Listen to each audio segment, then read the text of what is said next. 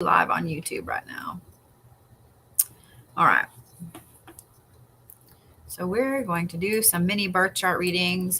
For those of you guys that have just gotten here, my list is sold out today, and I'm going to try to get through every one of them. I didn't realize I had 14 of y'all. Usually I can only do about 10, but I'm going to do my best to get through everybody, just so you guys know.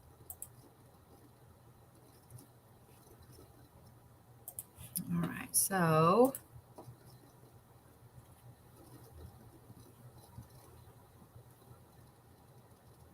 all right, hang on a minute here.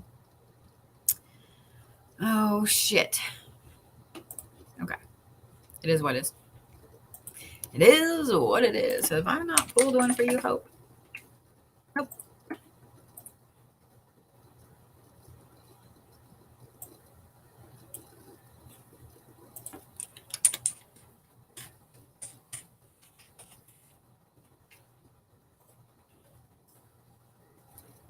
Thank you guys all for subscribing.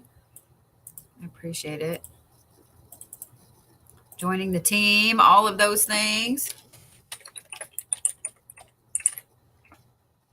So if you guys don't have your birth time, no big deal.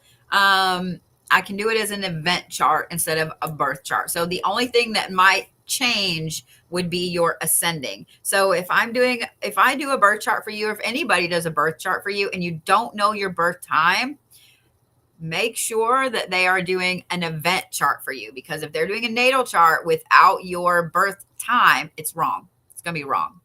You have to have your birth time for a solid birth chart. Otherwise, it's an event chart. All right. So Hope. All right. The vast majority of your stuff sits in your upper houses. 11, 12, 11, 10, 9, 8. You have one thing in your sixth house, one in fifth, one in fourth, one in third. So your sun sits in Taurus and your Mercury sits in Taurus. Okay. Fourth and fifth houses.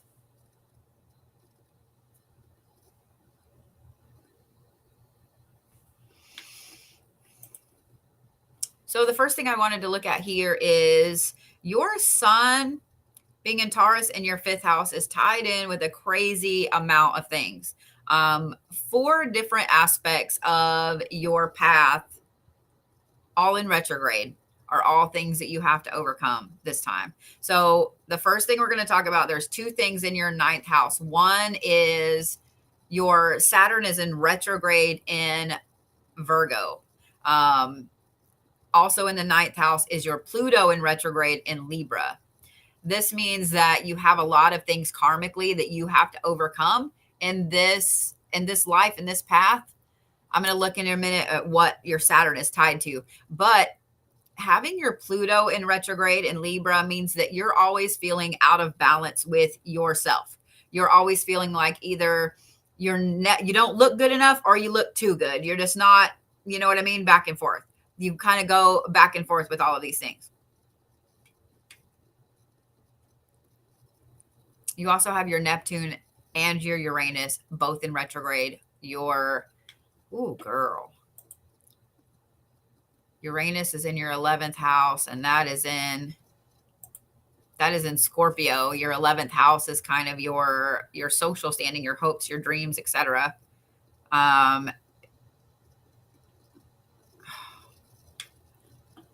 And you literally have your Neptune and Sagittarius. Okay, your Neptune is one of the things tied in with your Saturn. It's also tied in with your lot of spirit. Interesting. So the 12th house is your spiritual house, meaning that you have continually been looking for your spiritual path, and you will continue to look for your spiritual path.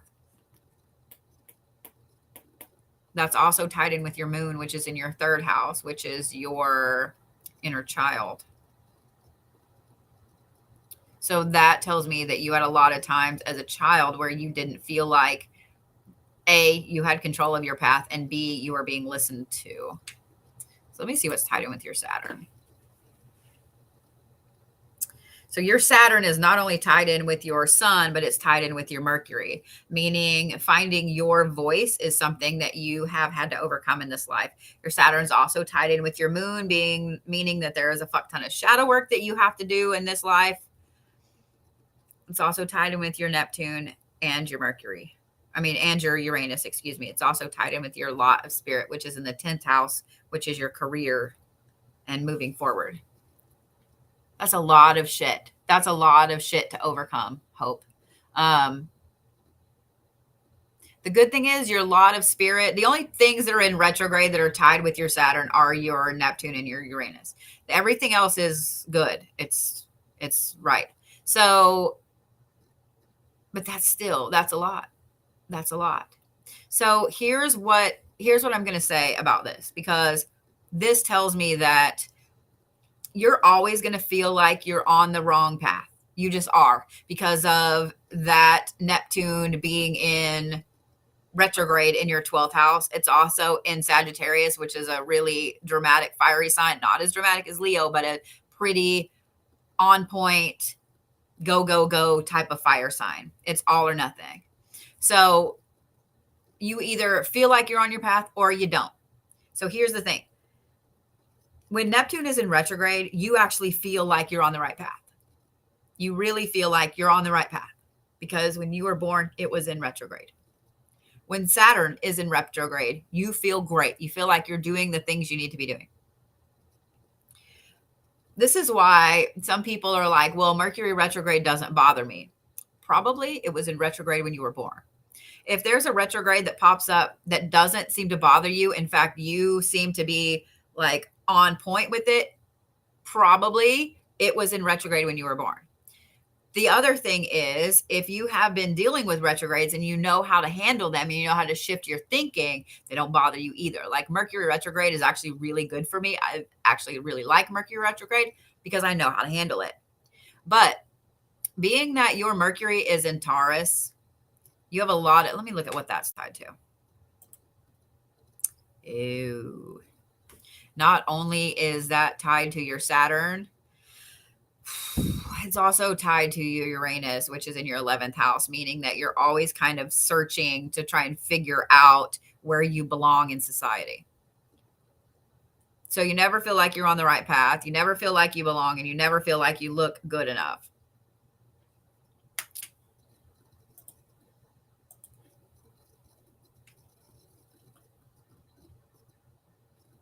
Well, the good thing is your cardinal, fixed, and mutable signs are all pretty equal. About what I think is great as far as percentage wise goes. So you have 33% of your signs are in cardinal signs, which are ambitious. They initiate things. They're leaders. They move forward. Then you have 26.7% in fixed. So fixed signs are like that determined production, like let's get the things done, the follow through, etc. And then 40% is in the mutable signs, meaning that you can easily adapt to change. You are good at ending things and starting things over. So that's really what I kind of like to see. That's really a good balance right there. The other thing though is 40% of your chart is earth, meaning that you can be too grounded in who you are and where you're going, which causes a lot of problem with you trying to figure out your path and how you fit into society and so on.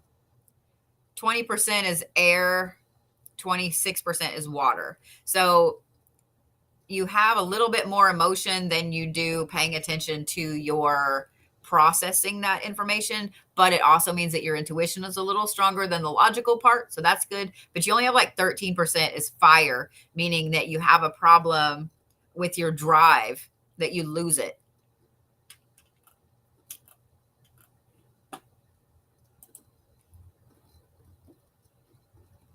So, Hope, here's what I'm going to say. Pay really close attention to those retrogrades, to Saturn, to Pluto, to Neptune, and to Uranus. Because when you were born, all of those were in retrograde, all of them. I didn't really talk about your Jupiter and your Mars, but those two are in your interpersonal house, your 8th house, and those are both in Virgo, meaning that when you are really on top of your own personal power, you are really on top of your personal power. When you are really angry, you tend to shut everything off. Pay attention to those things that were in retrograde. Those are the times you're going to really be able to move forward with your path, with where you feel socially, etc. I do love that your lot of spirit is in your 10th house. That's career and goals. So if you realize that you're always kind of lucky with your career, with your goals, with all of those things, and everything that happens, even if it seems like it's bad, like losing a job or whatever, is exactly what has to happen for you to move forward. That's the universe protecting you from that. It's going to be a fantastic thing. Your moon is tied to a fuck ton of things. Your moon is tied to everything that's in retrograde. It's also tied to your lot of spirit. So that's a big, big thing right there, because the moon is your emotions. And it's in Pisces. Meaning that you have over emotional shadow work to do. So it's kind of a lot, but at the same time, it's like you're getting a lot of shit done and knocked off of your path, knocked off of what you need to do in this life. So that's actually a really good thing. That's actually a really good thing.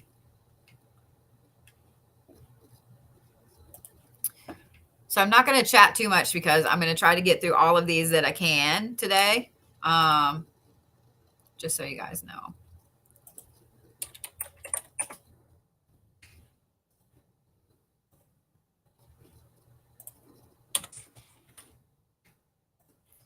So my next one is Tracy.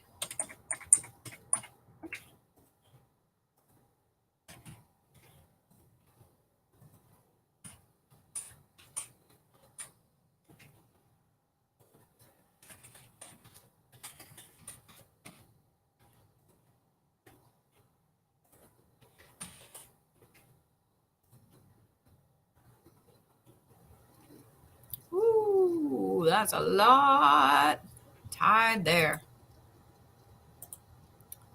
No, go away. I didn't want you to do that yet. Go away, go away, go away.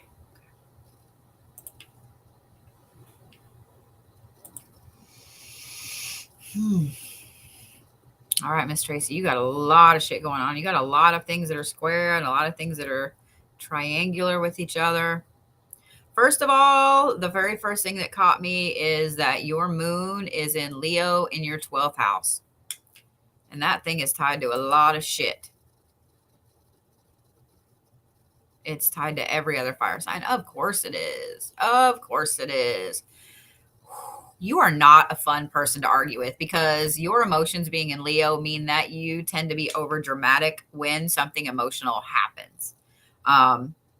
Your Mercury being in Capricorn, which is tied to your moon being in Leo, means that you can absolutely mutilate someone with words when you're arguing.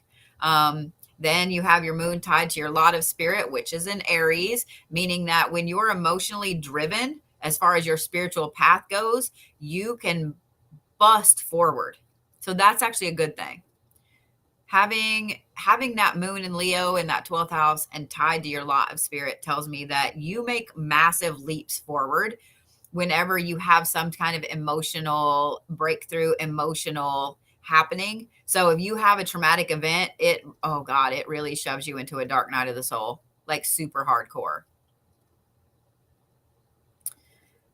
It's also tied into your Venus, which is in Sagittarius, in your 4th house, which is your roots, your family house. So when you love somebody, it's kind of like instant, like, you know, immediately if you love this person or they're just a friend zone. Like, you love this person and you don't let go.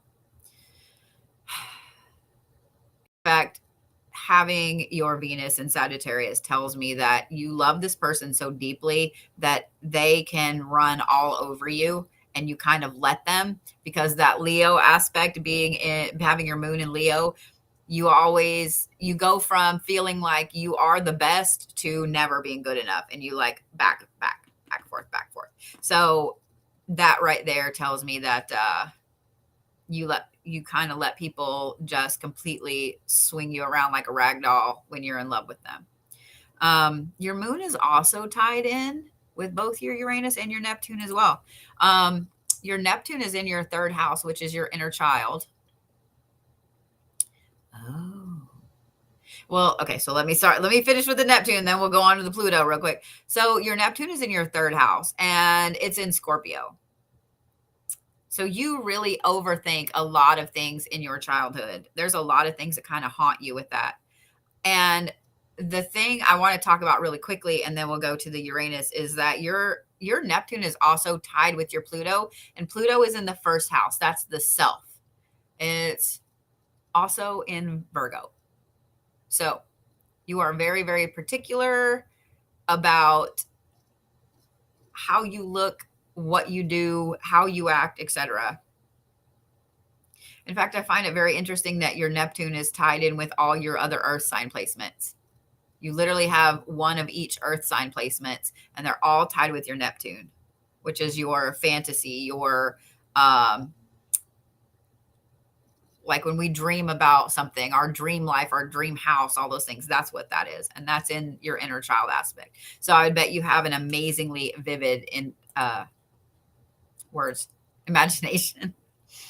So your moon is also tied in with Uranus, which is in Libra in your second house. That's your material girl house. So you like balance with all things. You like flashy stuff, but not super flashy. You like cheap stuff, but not super cheap. Like you have everything in balance.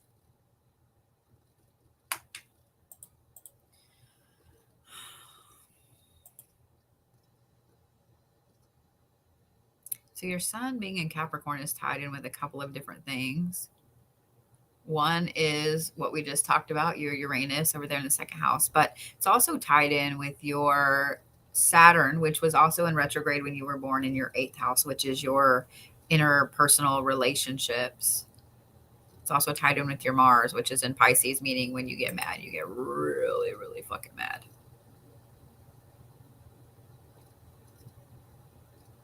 So I find it really interesting. Like the only placements, you have less air placements than anything. You only have one air placement.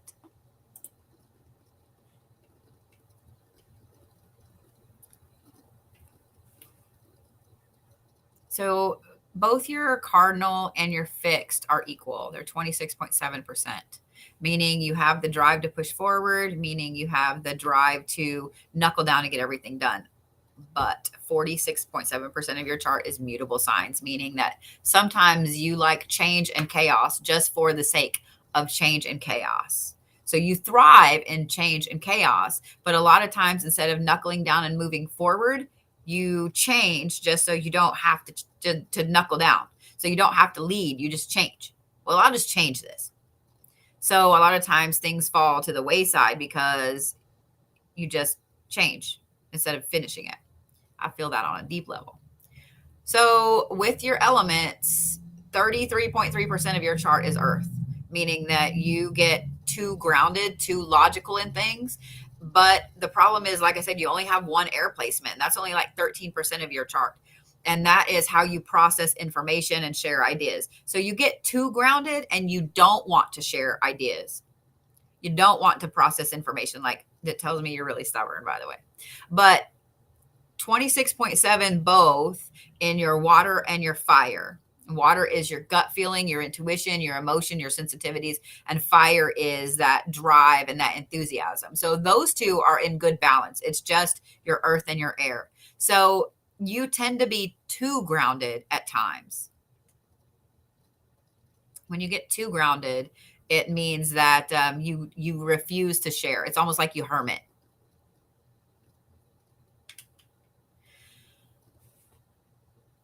So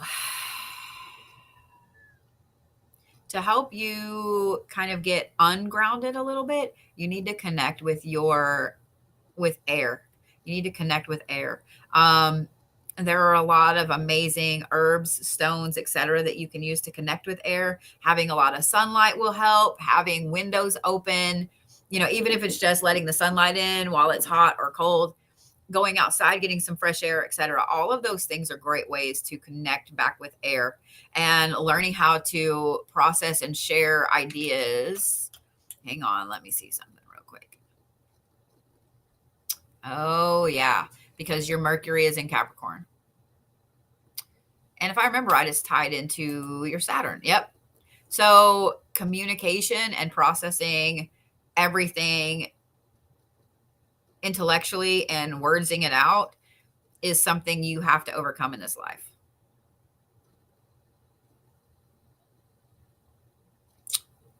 It also is tied in with your personal power, with your moon, all of the major things.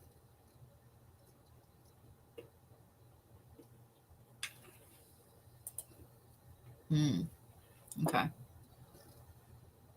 That's a lot. You got a lot going on. You have a busy life. You're happy when things are busy. Like, I love that your chart is super spread out. Like, you only have a couple houses that don't have a placement in them. Everything is really spread out. So you're happy when things are busy. You're happy when you're overwhelmed. Like I said, you thrive on that chaos and that change. So yeah. Yeah. Hello in Germany there, Mia. So just be careful that you don't overdo change for the sake of overdoing change.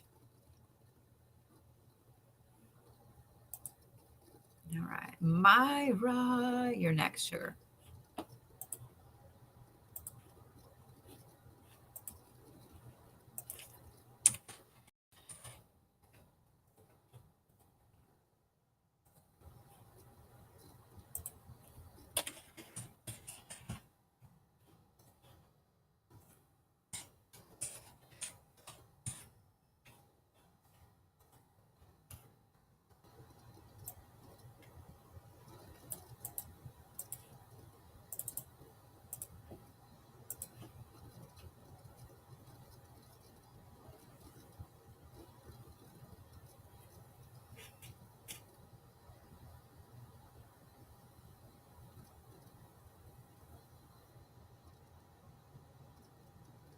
All right.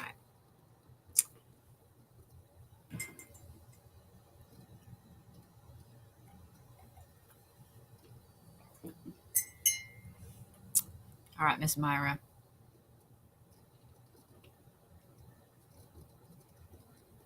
Oof, all the fire.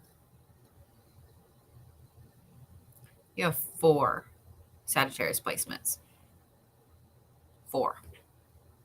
Your sun, your moon, your Mercury, and your Venus. You have 4 placements in your 5th house.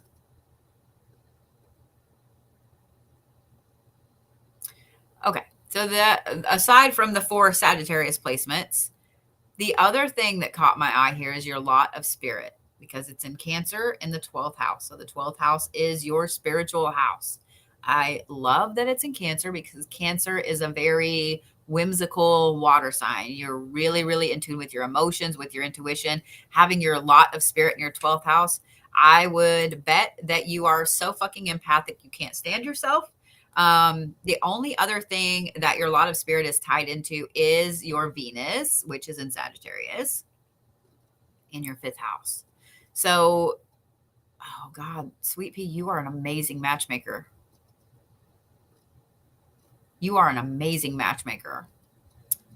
Having that lot of spirit in Cancer. Cancer is also it's a very deep emotional sign, but it's also one that when a Cancer falls in love, it's like, okay, Cancer, Capricorn, and Aries. When those signs fall in love, they take a little bit to really speak about their emotions, because they're like, they know immediately. They know immediately if they love this person. Like, they make up their mind like that. So if one of those 3 signs puts you in the friend zone, you're not getting out. You're not. You're just not. But if they decide that you could be a romantic interest, they instantly know if they love you or not. They do. So having your lot of spirit in the 12th house in Cancer is a very deep, intense emotional sign. You are super empathic. You are super in touch with your intuition. Having that tied with your Venus, which is in your 5th house, which is all the love and, the schmexy relations there, in Sagittarius means that you are super in tune with romance with anyone, whether it's towards you or whatever. Like, I would bet that you have sat and told friends, oh my God, that person is super into you. And they're like, nah. And you're like, I can smell it. You would be a phenomenal matchmaker. You would be a phenomenal matchmaker, Myra. What is your Venus tied to? Oh, yeah. Because your Venus is tied to your moon, which is also in Sagittarius. It's also tied to your Neptune and your Pluto. So not only is Myra a fantastic matchmaker, but Myra can give you all the details on the most perfect first date to impress somebody. Because having it with the Neptune and the Uranus, Neptune being like your fantasy and whimsical things, and your Uranus being how you see the world around. Oh my God. Myra, if you are not a fucking matchmaker, if you are not doing shit with relationships and interpersonal relationships, what are you doing with your life, Myra? What are you doing with your life, Myra? Like, I need to know what Myra does for a living. I need to know what Myra does for a living because, damn, Myra, you need to be a matchmaker. So bad. It's not even funny. But your Saturn is also in retrograde when you were born. And it's tied in with your personal power. So your personal power, your Jupiter is in Libra. That's in your 4th house, which is also family, roots, etc. So you always have felt super, super strong when you're around people that make you feel home. So family, good friends, etc. You also take those hurts super, super deeply whenever someone with your family hurts you. But having that tied to your Saturn, which was in retrograde, means that this is something you have to overcome. So it tells me that you've had a hard time with your family.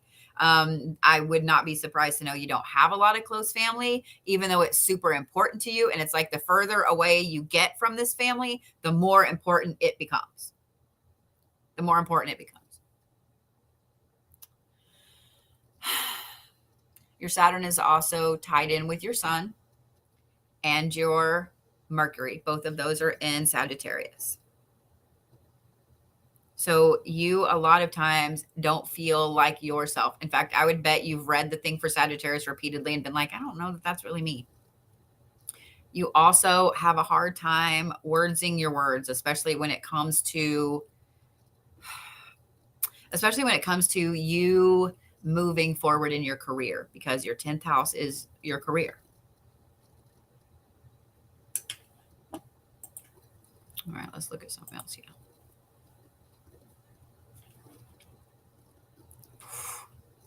Sagittarius Sun, Sagittarius Moon, Cancer rising. Girl. Your elements are pretty well balanced. Okay. So for those of you guys asking about how to get a read, my next ones that I'll be doing, I think I have them scheduled for the 9th. They're already on there as an event. I may try to do one next week, but I have a very busy week next week. I'm going to try to do birth chart reads every couple of weeks, because trying to schedule every week with something massive that I've got going on is just a little tough right now. Just so you know, but if you want to get a spot on the 9th, you better do it, because these reads fill up like this. Yeah.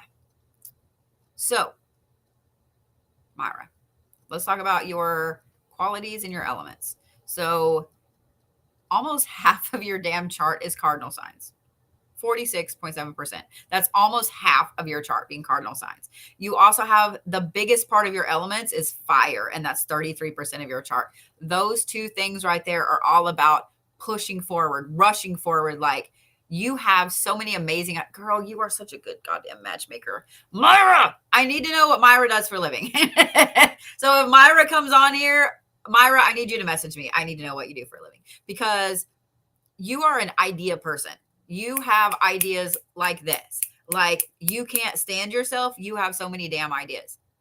Having all that fire right there means that you have a lot of enthusiasm behind those ideas. But the problem is your fixed part is only like 20%. So you don't want to do the things. You just want to have the ideas. You just want to give other people the ideas. You don't want to do them. You might want to do a few of them, but you do, but you don't. You just want to, you're just an idea person, and there's nothing wrong with that. Okay. And then 33% is that mutable, that versatile change, etc. So you're good with change. You can handle change great. You just don't like doing the things. So with your elements, the next biggest part of this is your air, and that's 26.7%. So that is how you process ideas, how you words through things, how you communicate, etc. So you are an amazing idea person. You are amazing with your words. Your words, you always know the right things to say. The thing I love about this too is, with all of the other things I've seen about your chart, I would say that your elements are almost perfectly balanced, because even though your fire's a little bigger and your air's, just slightly smaller, your water and your earth are both 20%, meaning that you're perfectly in tune being grounded, and you're perfectly in tune with your intuition and your emotions and so on. So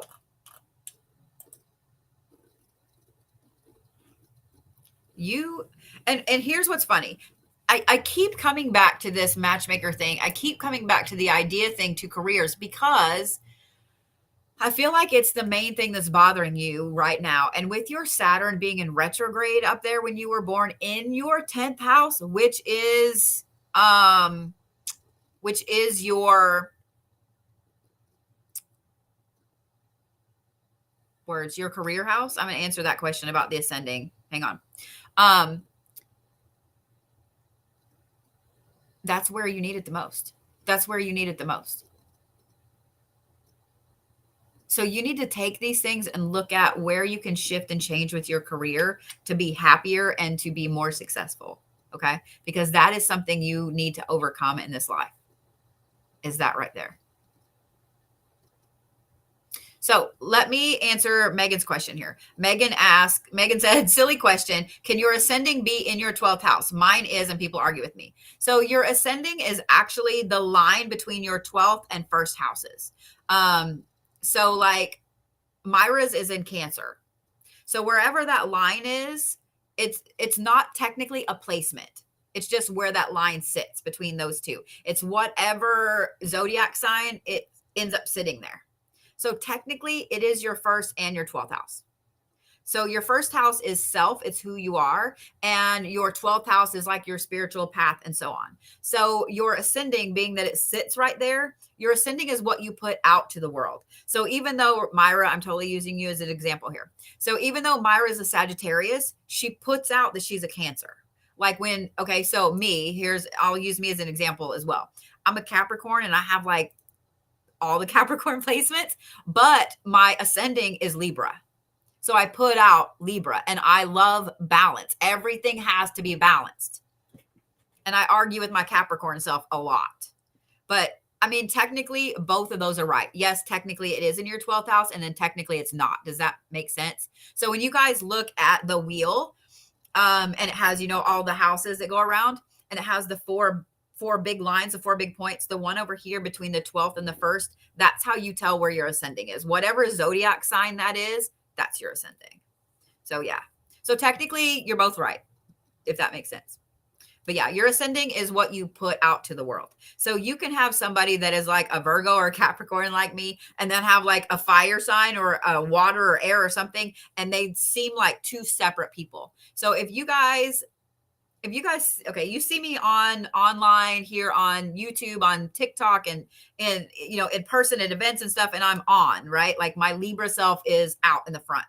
But when I'm behind the scenes, the Capricorn is out. And I'm a very extroverted introvert. Like when I'm not peopling, when I don't have to people, I don't want people. I don't want people at all. So yeah. So it's very interesting the way your ascending works. So, all right, let me get going here, because if I talk too much, then that's what's going to happen. That's what's going to happen. All right, Miss LaGayla, you are next. Have I pulled the chart for you? I have. Cool.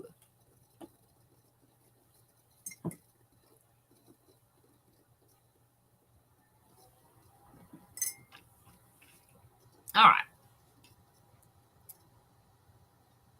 Woo, Miss LaGayla. Your lot of spirit sits almost directly on that ascending line. Like, holy crap.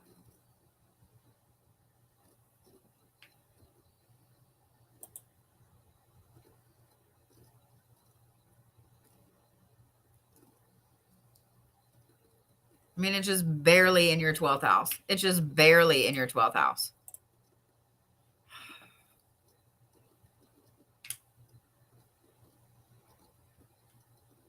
And it's in Scorpio and it's square with your Mercury. Okay. It's also tied with your ascending.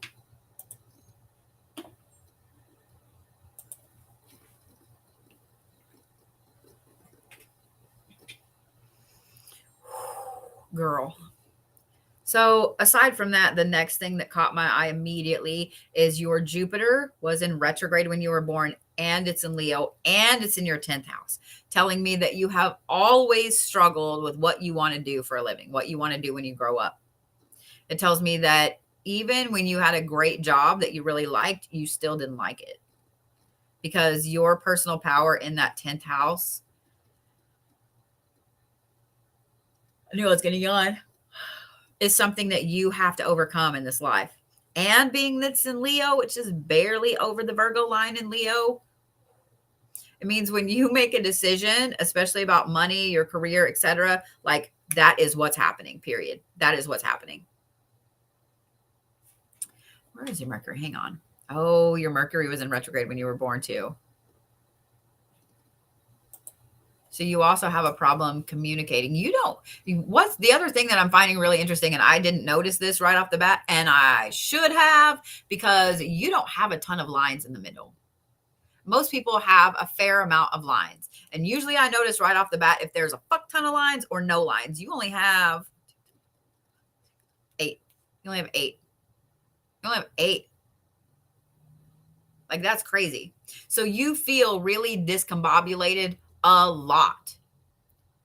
You also have a lot of pairs. So you have like a pair up here, a pair here, a pair here, a pair here. So 2 Aries, 2 Pisces, 2 Aquarius, 2 Virgo, 2 Scorpio. Like it's pair, pair, pair, pair, pair.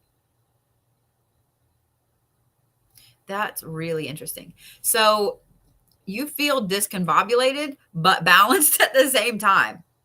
So when things are actually in balance, you feel out of balance. And when things are out of balance, you feel, oh God, girl. Okay. You also have no placements in your 2nd house, which is your material girl house. So you have a problem with, I'm not going to say with money, because that's not the case. You have a problem with knowing what you want, because not having any placements in that 2nd house and having your personal power in your 10th in retrograde means that you don't know what you want as far as career, money, ambitions, things like that go. You don't need a lot of things materially, being that your lot of spirit is in your 12th house, almost right on your ascending. Excuse me. I would say that your whole job, where's your Saturn? Okay. It's not in retrograde, but it's in Aries. I would say that your whole job as your soul's job in this life is to just move forward spiritually. Seriously. Because your sun and your moon are both in Pisces in the 4th house. You have a very strong family commitment. In fact, both of them are at 8 degrees. Both of them are in a super strong, wonderful emotional placement. So you are an amazing person with family, close friends, people that you love, that you care about. And here's the other thing too. with your moon and your sun both being in Pisces, both being in the fourth house, and they're not tied to anything. Your moon's not tied to anything. What I love about this is that it literally tells me that you're really in touch with your own emotions. Whether you think you are or not, you're super in touch with your own emotions. Of course, then you have your Mars and Aries. So when you get mad, you are like petty Betty. You are petty Betty. But I love that your Venus and your Mercury are both in Aquarius, and they're in your third house, which is your inner child. So you have a very wonderful, fresh, like childlike way of loving people. And that's another thing that draws people to you. So you need to be very careful about people siphoning your energy off. Because your Mercury is also in retrograde, meaning that you have a problem kind of speaking up for yourself when they do it. And your personal power is also in retrograde. All of you are water. All of it is water. Sun, moon, and rising, all water. Oh, you are the doer. You are the doer. Okay. So when I'm looking at your qualities and your elements, you only have 13% of your chart that is in a cardinal sign. You do have 26% of your chart, which is in fire, meaning drive and enthusiasm. But being that you only have, I would bet probably one cardinal sign placement, you don't like to initiate things. You don't want to be the first person to do something. But at the same time, you don't want to be the last, because that's 26%. You don't like change. You like to just move forward, do the things, and follow through. Because, dude, 60% of your chart is a fixed sign, meaning that you are the doer. All somebody needs to do is point you in the right direction, and you're off. You're off. And nobody better change shit unless you're changing it. So 33% of your chart is water, 26% is fire. The other two are 20 and 20 for earth and air. Being that you're a doer and being that you're super family oriented, I love that your water is the biggest part of your chart, and it's not an overwhelming part of your chart, because it means that you're really in tune with other people's emotions. And when you want to tap into your intuition and your empathy, you really can. Having your moon in Pisces too, you're able to really tap into that intuition. You're able to really tap into that intuition.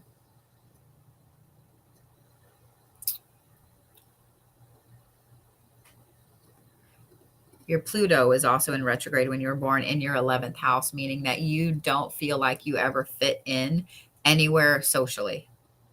You feel like an outsider all the time.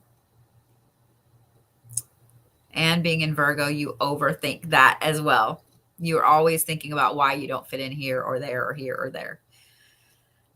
The good thing is that's not tied into your Saturn. So it's just something that kind of is. It's not something you have to overcome in this life.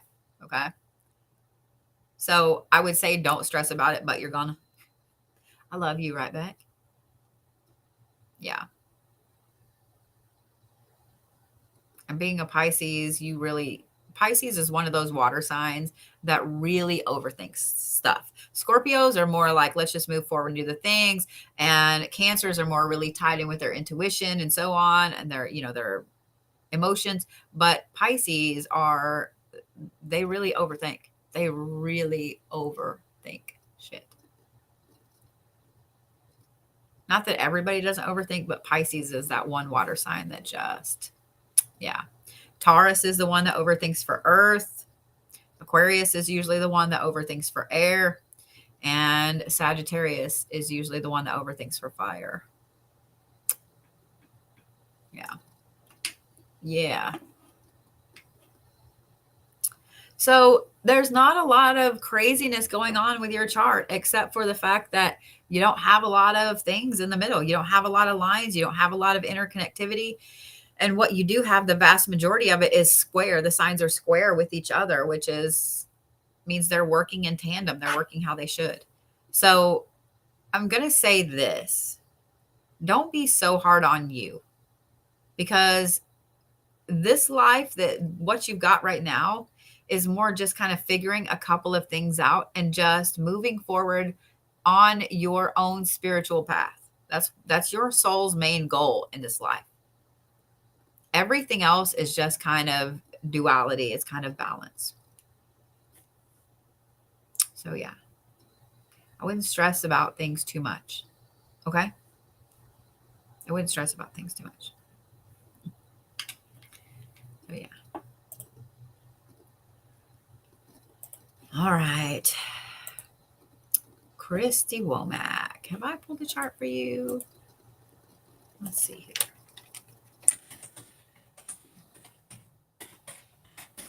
Probably just spelled your name wrong. Yep, I totally did. Ah! So I have a really gnarly headache today. I took my medicine and everything, and it's still just like, mm-mm.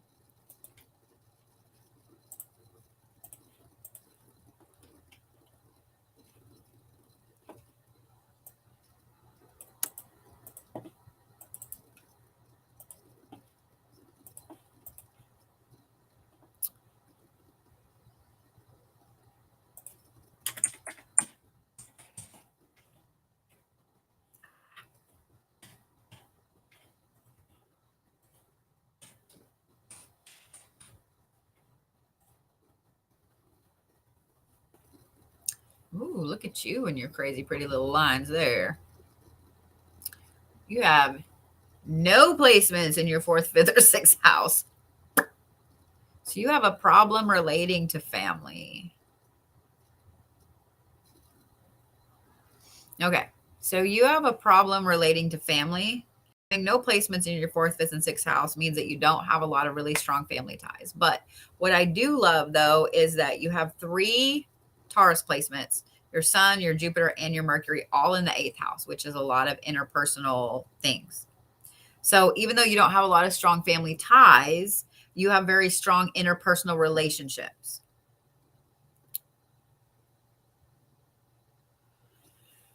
You're also really career oriented. You have your Saturn and your Mars, both in your 10th house, both in Cancer.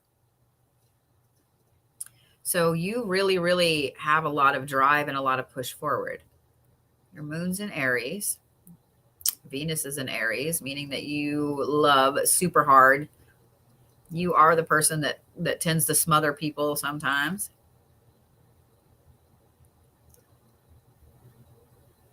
You have a few things in retrograde when you were born: your Pluto, your Neptune, and your Uranus. Your lot of spirit is in your 1st house. I find that very interesting. So not only is your lot of spirit in your 1st house, but it's also in Scorpio. And I think it's tied to your sun. Let me look. It is. It's tied to your sun and your personal power, meaning that when you feel like you're being your authentic, true self, girl, that is really the epitome of that's your power right there. Hang on. Your Saturn's not in retrograde. Oh, but your Pluto is in retrograde in your 1st house as well, meaning that you always feel not good enough. But the thing is, it's not tied with your lot of spirit. Honey, your whole goal in this life is to own who you are. I would bet that you have super intense abilities and gifts. You've had them since you were a kid. And even though you were told that we don't do that, we don't talk about that, because the way these lines are, and you have a big diamond right in the middle too, it's really pretty. Because of how strong these lines are, you never really turn those gifts off. And I think that you've relied on them a lot, especially with your career and where you're going and so on. Hey, Ravel, thank you for that.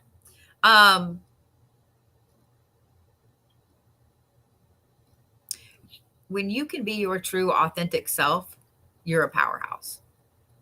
Nobody can shut you down when you are being your true, authentic self. Because having those Taurus placements in that 8th house, all tied in with your lot of spirit, love.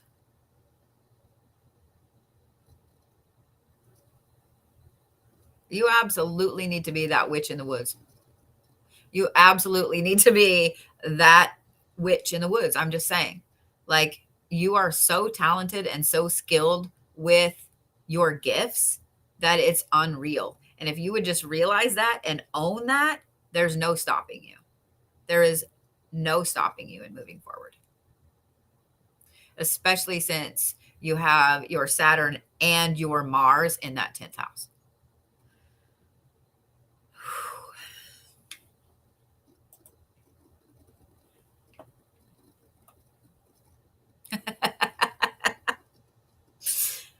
60% of your chart is cardinal. 60.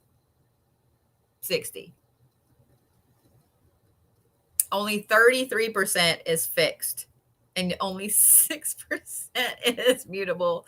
You have to have things your way. You so have to have everything your way. You need to make the decisions, and you need to be the one that makes a change if there's a change. God forbid there is chaos or there is change that you didn't approve.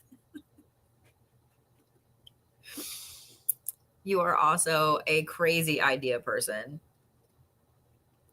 And I don't mean crazy ideas. I mean that you have them like crazy. That's funny. But the other thing I love too is this. You have 33% of you is water, 26% is fire, 26% is earth, and 13% is air. So you need to really do a lot of things that are going to boost you connecting to your air sign, because your ascending is Libra. So that's balance. So you've got to have the balance. You also need to get comfortable with change, not just the change that you make. So I've been snuggling. Oh, that was actually attached. I've been snuggling Zeus a lot, and the dogs a lot. And so I had a hair hanging right here, and I thought that it was like one of my dog hairs. It was not. It was one of my bangs, and it hurt when I pulled it, but it is what it is. It didn't come out, at least. But you really need to connect back to that air element, and you need to also find something that allows you to adjust to changes, because I would bet having 60% of yourself in a cardinal sign means that when there is change in the world around you, change in your environment, change in anything, even if it's a little bitty change, it freaks you out. It just absolutely freaks you out. That's okay. But you've got to process it more, share your ideas more. Don't let emotions take you over as much as they do. You have a perfect aspect as far as grounding, as far as fire goes. So, yeah.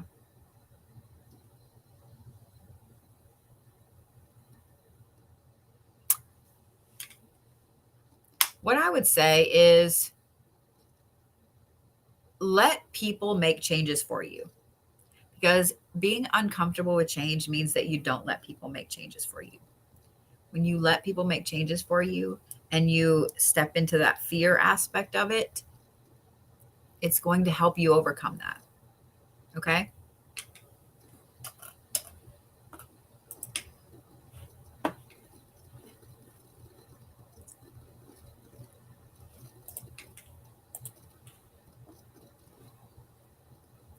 So let me see here. There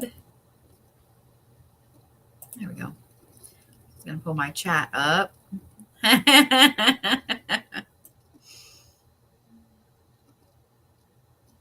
I'm just now getting to all the chat here on YouTube. So sorry about that.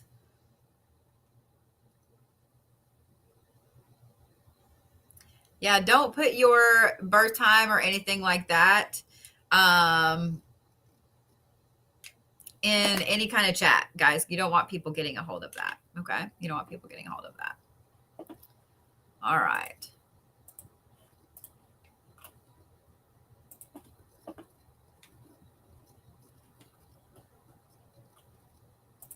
Chris, you're next. I don't think I pulled one. Nope, I haven't. No, not search again. Here we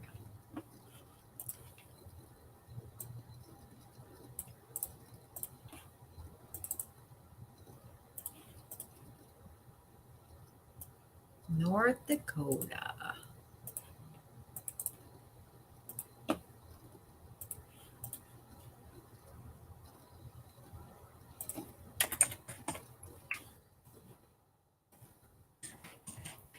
don't know what is wrong with me today. I keep seeing sixes as nines. I'm not seeing nines as sixes, but I'm seeing sixes as nines. No.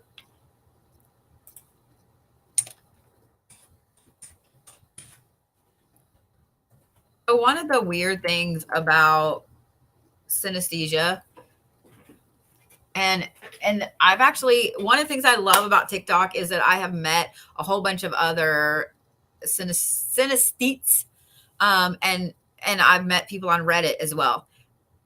So I'm glad that I'm not crazy when this happens, because randomly your synesthesia can shift and change, especially if you have anything like epilepsy or autism, anything that continually is shifting your brain. I don't like it when it shifts. I don't like it when it shifts because it kind of like throws you off for a minute. It's like suddenly your hearing is super hearing, or suddenly you smell I don't know. It's like, I don't know how to explain it, but it throws you off a little bit. It's like your equilibrium is off for a minute. So I don't like when things shift. I don't like it. I don't like it. I don't like it. Because now I can't unsee a 6 as a 9, and it's starting to piss me off. Starting to piss me off.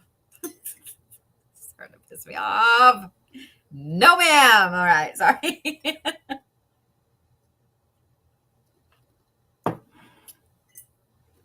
And I don't know about you guys. If any of you guys have headaches, you get migraines, things like that, chronic headaches. I swear when you have a headache, it's like it amplifies all of this other shit. So like for me, one of the main things that amplifies when I have a headache is smell. Like I already have super smell. And so everything amplifies smell. I'm also getting to the point today where a light's getting amplified and it's making me a little nauseous. I took my medicine earlier, but like this is like pretty hardcore back here, but it is what it is. So yeah, I don't like it. I don't like it. All right, Chris, let's do the thing. You had a lot of stuff in retrograde when you were born. Well, I say a lot, 3. That's a lot. Why are all of you guys being born? Oh, okay. A lot of you guys that were born in the late 60s have your Pluto, your Neptune, and your Uranus in Mercury in retrograde.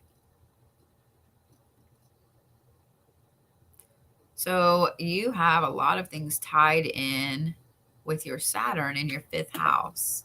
You have a lot of triangles. You have a lot of balance. Your Saturn is tied in with your personal power. It's tied in with your moon. It's tied in with your Venus. It's also tied in with your Neptune, which is tied in with your moon and your lot of spirit. And Neptune was in retrograde when you were born in your 1st house. Okay. Meaning sometimes you have a problem visualizing a fantasy aspect of something. You're also a Taurus. Okay.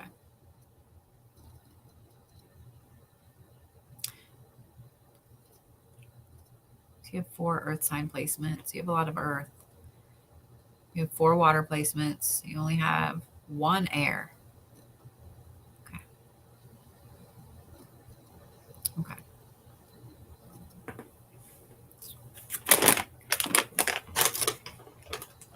Okay. So you have a lot of triangles here, and you're rising, you're Scorpio rising. Ooh. A Taurus with a Scorpio rising. You can shut out somebody like nobody's business. That's funny. I think it's funny.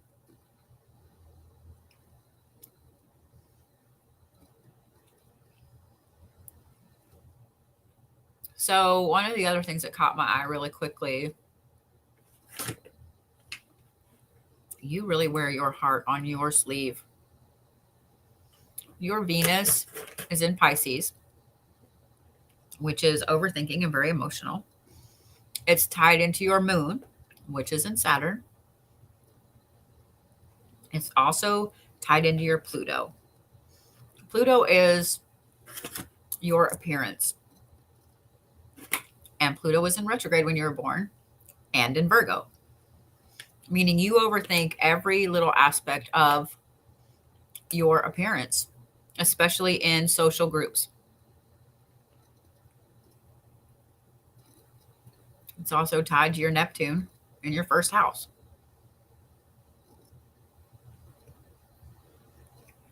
So you really do wear your heart on your sleeve. And here's the thing. It's also tied in with your lot of spirit, which is in your 10th house, which is like career and goals and so on. So I'm kind of curious what you do for a living. Because of having your heart on your sleeve like that, I would bet that it's hard for you to be in positions where you have to deal with a lot of negativity, a lot of hatred, a lot of things like that. You would rather kind of be love and happiness and peace and so on. And being that Taurus, you want to knuckle down and work.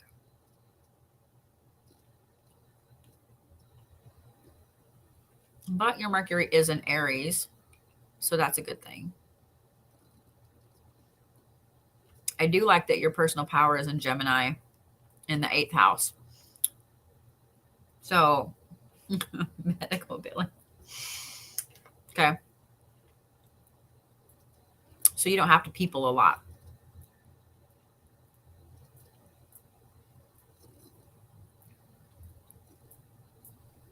And I would bet you like it. Well, happy birthday, Brianna.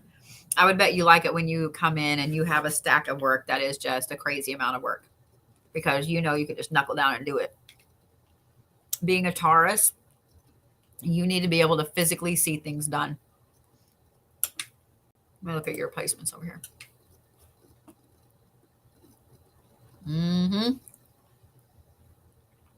Remember when I just said that you needed to do the things? 53% of your chart is fixed. You are the doer. I need to knuckle down and do the things. 33% of you is earth. 33% of you is water. That's a perfect balance. I mean, to be honest, that's a perfect balance. 13% is air, 20% is fire. Only 13% is cardinal and 33% is fixed. So you do handle change really well. You just don't want to be the one to make the decisions. You don't want to throw out the ideas. You're just like, look, just tell me how to do this shit and I'll do it for you. Like, just tell me how to do it. I don't want to be in charge. I don't want to make decisions. I don't want to deal with any of that bullshit. I'm okay with change as long as it's not too much change, but just give me the fucking stack of shit and let me do the things for you. Like, that's what you want to do. Just leave me alone. Let me turn my music on. Leave me alone. I love this. Do you want a job? Do you want a job? No, I'm just kidding. I'm just kidding. You are literally the model employee, to be honest. I love having Tauruses work for me because they want to do the things. Hey, KP, how are you?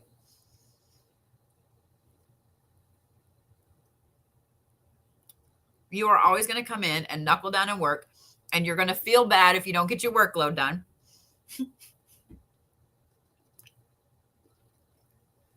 The thing is, where was your Mercury? Because only having, oh, your Mercury's in Aries. Okay. I was going to say only having that one air placement, I was worried about you being able to speak up for yourself. I freaking love you right back.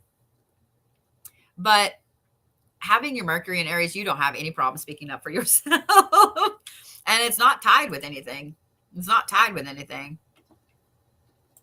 So that's good. So you don't have any kind of communication issue to overcome. But love, being that you wear your heart on your sleeve sometimes, and being that your Pluto is in retrograde in that 11th house, it's not, hang on before I say that. Okay. It's not tied in with your Saturn, meaning that's not something you have to overcome in this life. I would say not to stress about not feeling good enough for other people and stuff like that, but I know you're gonna.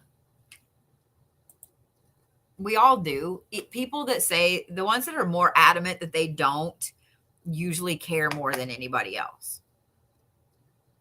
Like, I'm really careful with how I look, with how I put myself out, things like that. But that's the Capricorn aspect, the perfectionist aspect.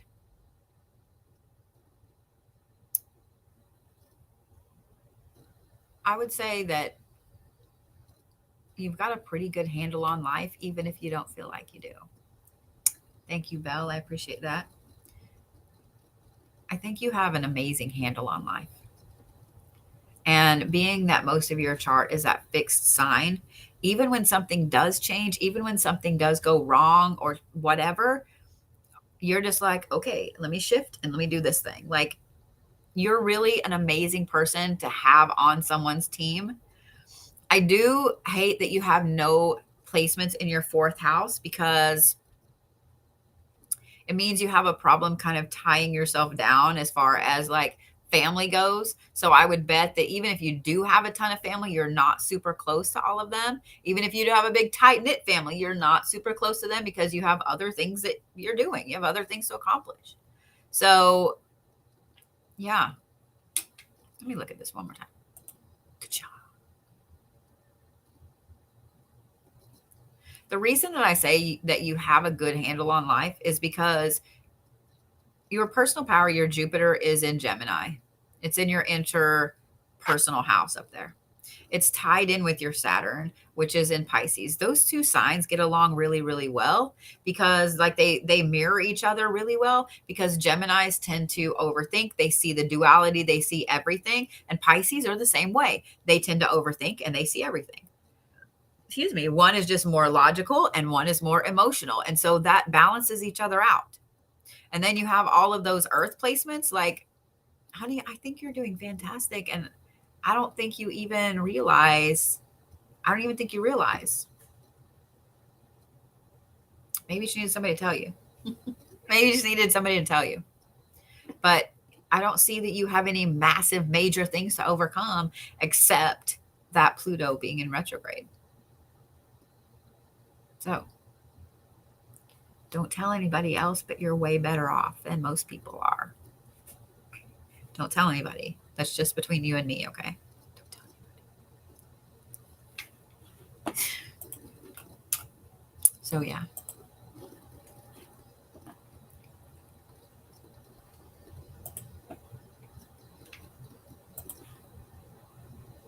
You are so welcome. So let me look here. I'm pretty sure I pulled Miss Ankita's before. Yes, yes, yes. Oh, yes, because she is all the Virgo. No, all the Capricorn. I'm sorry. All the Capricorn. If y'all are watching on YouTube or if you have YouTube, Miss Ankita is like the epitome of what a Capricorn is. 7 Capricorn placements. 7.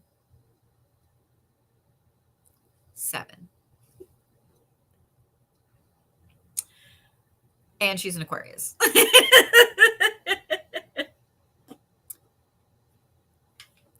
And she's an Aquarius. So Moon being in Aries too means that emotionally Miss Ankita is like, it's all or nothing. It's all or nothing. Like, it is or it isn't. What is your moon tied to? I'm curious. What's your moon tied to? Your moon is tied to your Pluto in your first house, meaning you're very polished and poised when you want to be. And that being in Scorpio means that you're also a perfectionist. On top of all of those other perfectionist Capricorn placements, your moon is also tied in with your Saturn, your Mercury, and your Neptune, meaning that your karma, your communication, and your fantasies about the world. So when you are being really emotional about that, having those 3 in Capricorn mean that you tend to really knuckle down and fall into one of those things. So having all of those, and all of those are in the 3rd house. I wonder if it'll let me click here. No, of course not. So you literally have all but, I think, 1 of your Capricorn placements.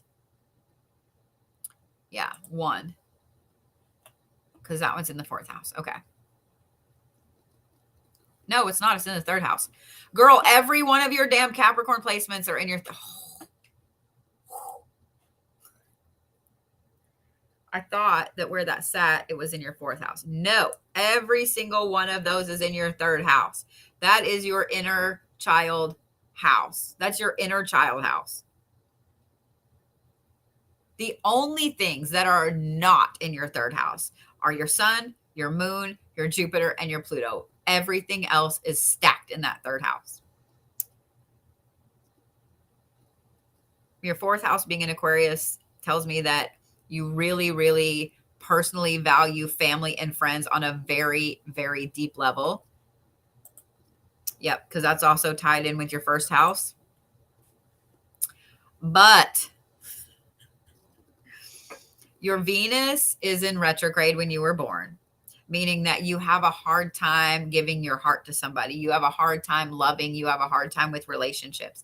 Plus, being in Capricorn, it has to be absolutely perfect.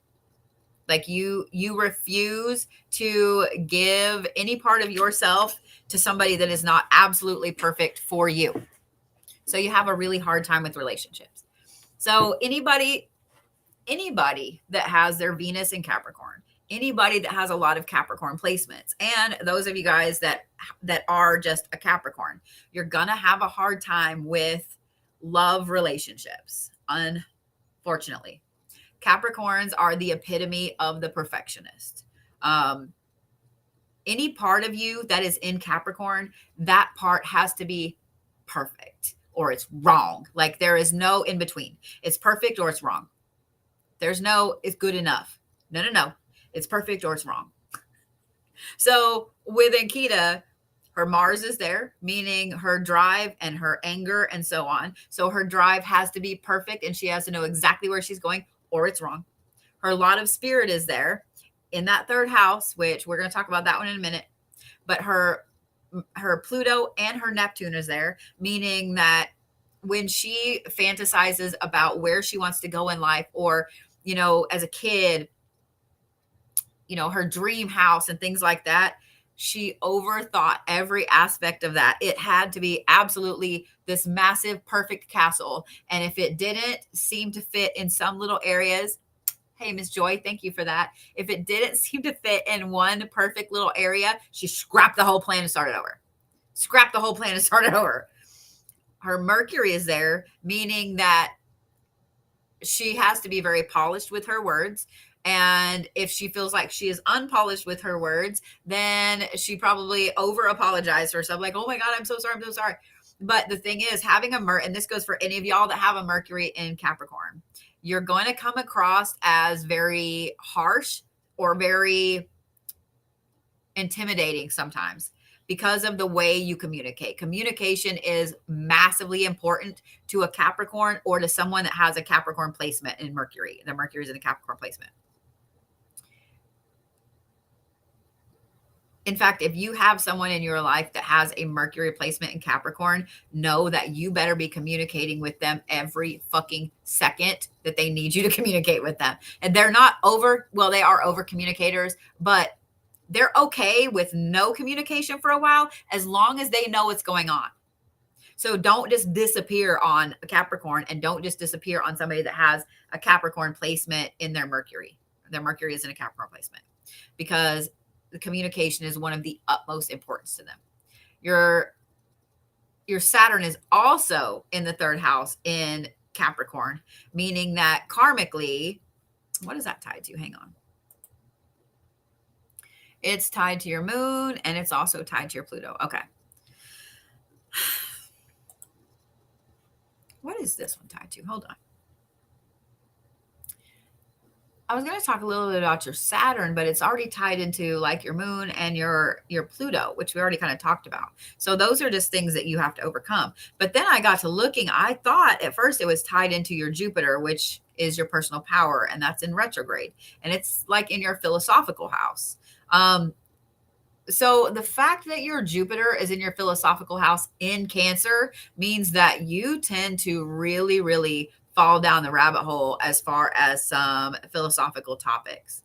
It tells me that you're way more in tune with yourself spiritually than you realize. It's also tied in with your lot of spirit. So I don't think you give yourself enough credit for being as tied in spiritually as you are. You see the world and you see the spiritual world in a much different way than most people do. And it's not just how you were raised. Everybody is raised in a unique way to see the spiritual world around them, but you see it in a much different way. You're really in touch with it. You're really tied into it. So what that tells me is that I would bet you have that the gift of sight is what most folk magic is called. Whether it's clairvoyance or clairaudience, you can see things before they ever happen. You can see things before they ever happen.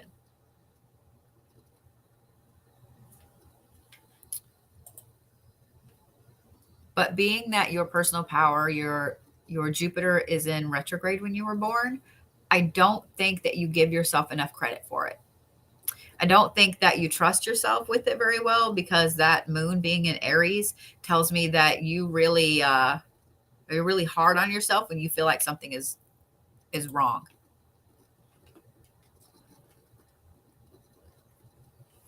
So you have no mutable signs.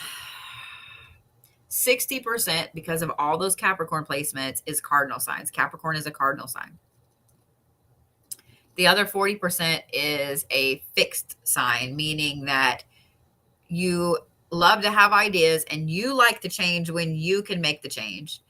And you love to knuckle down and do the things, but you hate chaos. You hate change. You don't want to, like, if you're set in something, and this is the Capricorn mindset, you don't want to be flexible in it. It is how it is. This is how it is. And you sometimes have a hard time wrapping your mind around it. The other thing is that you are always going to be too grounded. So 53% of your chart is earth, then 13 and 13 is air and fire, and 20 is water. You have a really amazing intuition that is perfect, right on point. But the fact that you are too grounded has two problems. So if you guys have a ton of earth sign placements, whether it's Cap, Taurus, Virgo, whatever, if you have a ton of earth sign placements, know that this is going to happen, okay? You're going to be too grounded. When you're too grounded, sometimes you can't get in touch with your intuition or your gifts. The other problem is this: when you have that many earth sign placements, you are a lightning rod. You are a grounding rod for everyone that ever comes across your path. They feel how grounded you are. It's almost like they see you as a magnet that's just stuck to the earth. And people that are severely ungrounded, so those that have a lot of issues, they have a lot of narcissistic problems, they have a lot of whatever it is, like, you draw in the brokenness of the broken people, because they need that grounding. So they are going to try to suck the damn life out of you. They want that grounding. And if you let them, they will suck you completely dry. So here's the thing with Ankita, is that all of those placements are Capricorn placements, meaning that she's very wary of who is allowed into her space. Capricorns are very private, even though she's an Aquarius. Aquariuses are very private too, but they're very private. So all of those spaces, being a Capricorn, it's like, I don't trust you. I don't trust you. I don't trust you. I don't trust you. So you have a hard time trusting people. And I would bet that when you have trusted people and they have gotten in, they've taken full advantage of all of that earth in you. So you have a hard time. I would bet you have major trust issues with people. Major trust issues with people. Because they want to change you. They want you to change, and they want to just suck all of that Capricorn out of you. They want to suck all of that drive. They want to suck all of that, the idea aspect you have. They want to suck all of that grounding. Like, people just suck you dry. So you put up a big wall, and then they figure out how to get over the wall. And then it's like this all the time. So eventually your wall is so high and so thick that no one gets through. And then you're miserable because you're lonely. I understand that on a deep level. So yeah. So here's the thing. The only way you can get over some of these trust issues is to let people in and to trust a little bit, to give a little bit more trust. But being that those are all Capricorn placements, somebody has to prove to you that you can trust them. If you guys are ever around a Capricorn or somebody that has a Mars in Capricorn especially, know that you have to prove yourself to them before they're going to trust you. They might say they trust you off the bat, but they don't trust you. You have to prove to them that you are trustworthy. Otherwise, no trust. No, ma'am, no trust.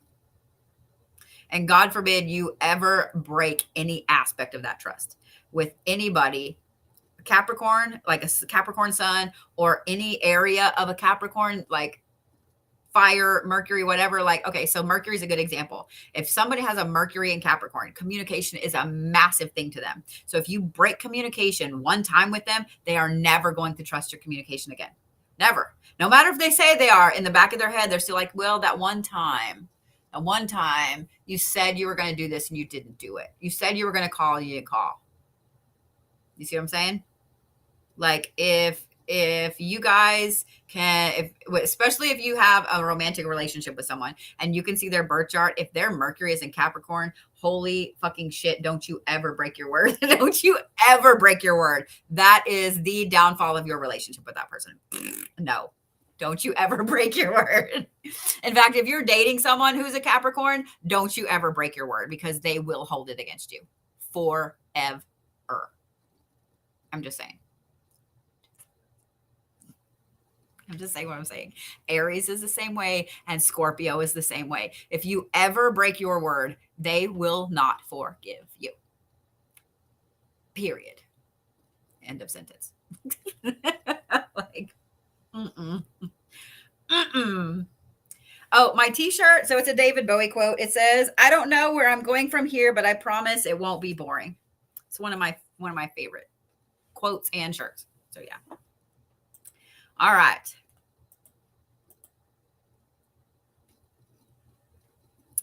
Debra. And if I say your last name, I'm going to myrtleize it. So I'm not going to do it because I will myrtleize it. Aw, thank you, Tammy Love. I appreciate that. So the good thing is y'all get to watch me live a lot more because I'm not traveling anymore.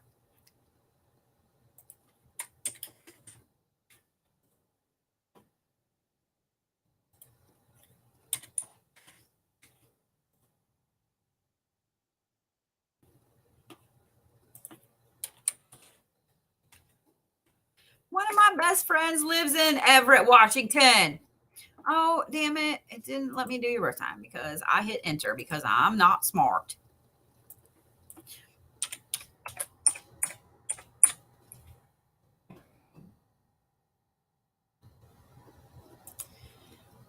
Oh, interesting. Okay. Now that's a really cool, pretty chart right there. All the Libra placements.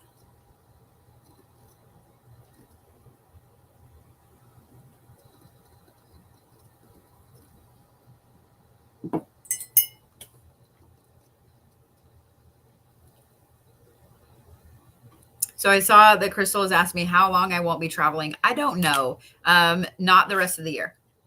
Not the rest of the year. I have a big announcement on Tuesday the 1st, and I hope you guys will come and watch me at 1:10 because I want to make this announcement at 1:13 on Lamaze. I mean, come on now. So here's the thing. If you guys don't know, Monday is Lamaze.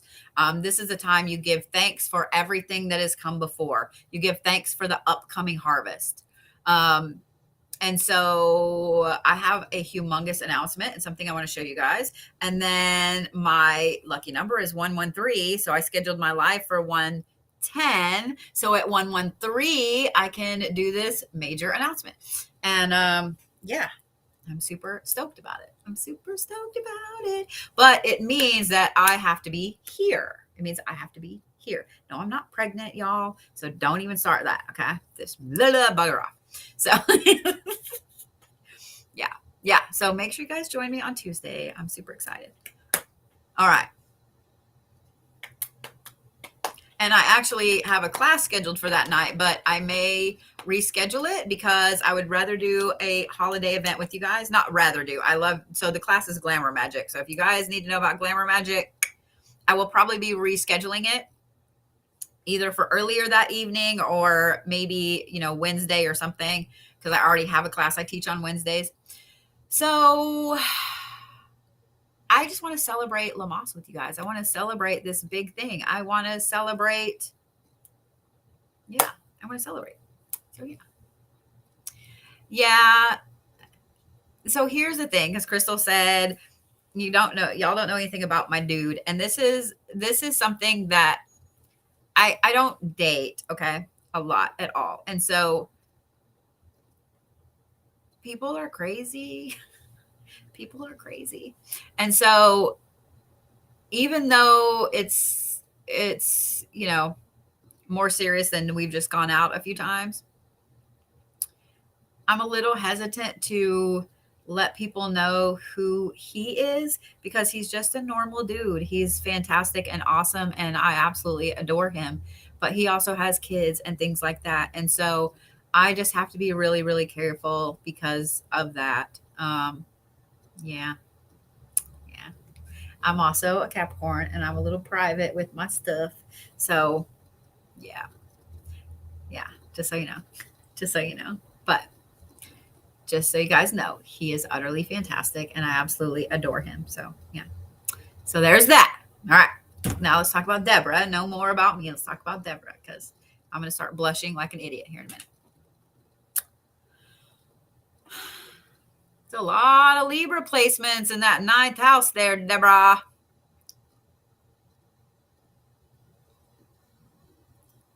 So you have your Sun, you have your Venus, and your Saturn, all in your 9th house, all in Libra. Your Moon's in Leo, and your ascendant is Capricorn. Oh, baby. Oh, baby. Okay. You have a lot of Earth placements, too. A lot of water placements. You're pretty well balanced. I bet when I go and look, like you're pretty decently balanced. Your fire is the one that's the least. You actually have 4 water, 3 earth, 3 air, 2 fire. Okay. That's a pretty good balance. That's a pretty good balance. I keep getting drawn to this Libra up here, especially in the 9th house, because that right there, your Sun is tied to a lot. Where's my mouse? Where's my mouse? So your Sun is actually tied to your Moon. Where's your Saturn? What's your Saturn tied to? Oh, your Saturn is only tied to your Neptune. Interesting. So your Saturn being in the 9th house, which is the philosophical house, being tied to your Neptune, which is in the 8th house, in a very interpersonal house, you're an amazing deep thinker. You're an amazing deep thinker. So there's a difference between overthinking and being a deep thinker. Okay.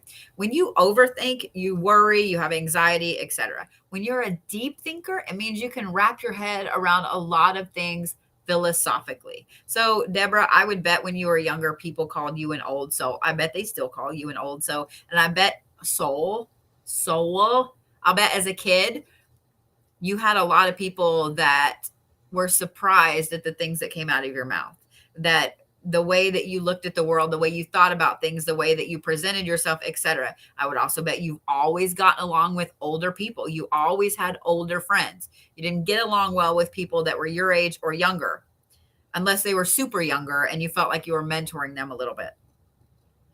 And being that your Venus is also in Libra up there in that house, that's the way you look at love and relationships as well. Everything has a deep meaning to you.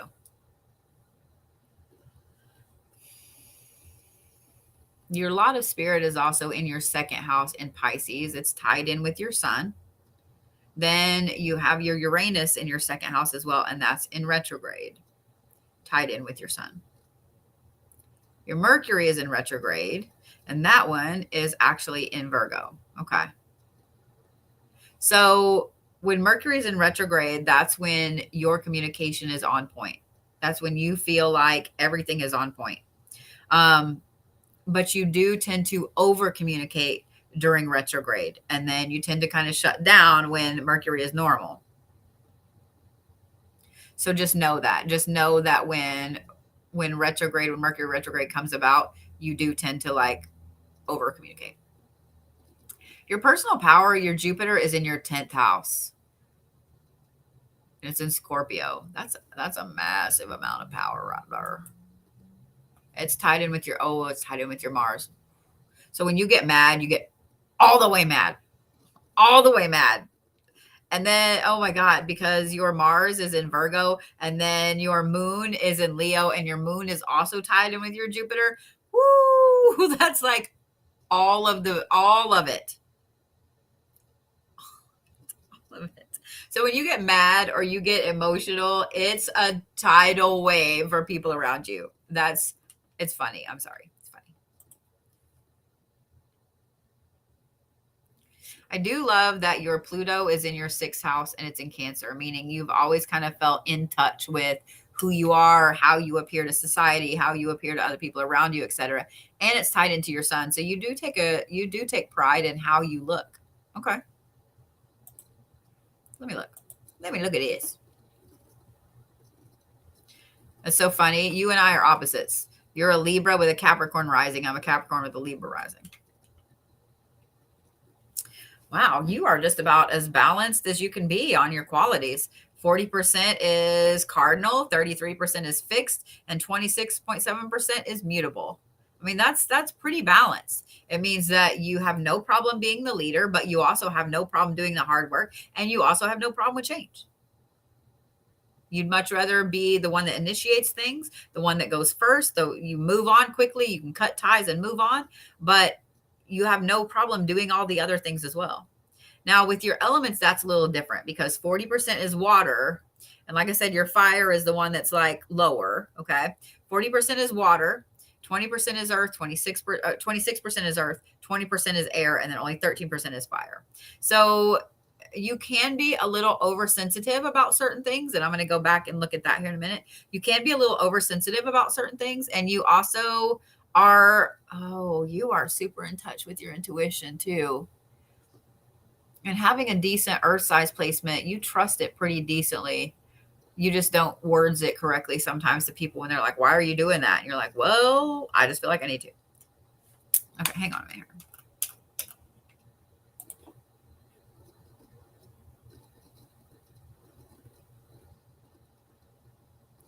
So you're also really protective of your personal power, and you feel like someone is disrespecting you, taking your personal power away, being that that's in Scorpio. It's not a nice thing. It is not a nice thing. All right. No, ma'am.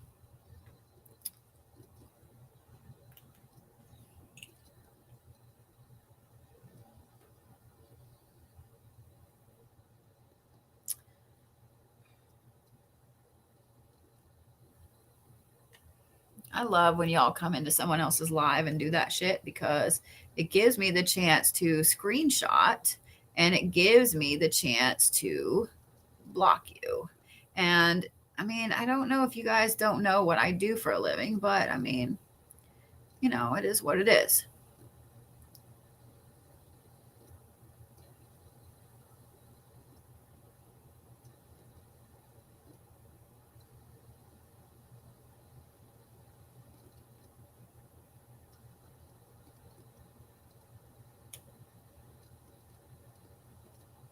Oh, hey, Jennifer. Yeah, that's absolutely not fucking cool. And that pissed me off to have two people right after the other ones. And I'm sure that you're both fake accounts. But that's okay. That's okay. I screenshotted both of them. I did block both of them, but yeah, we're gonna do some research here in a little bit. We're gonna do some research in a little bit. Hey, Star, how are you, sugar? Yeah, that's no ma'am. No ma'am. Oh, thank you, Kat. So, Miss Deborah, you have to be careful that you don't get over emotional when it comes to your personal power.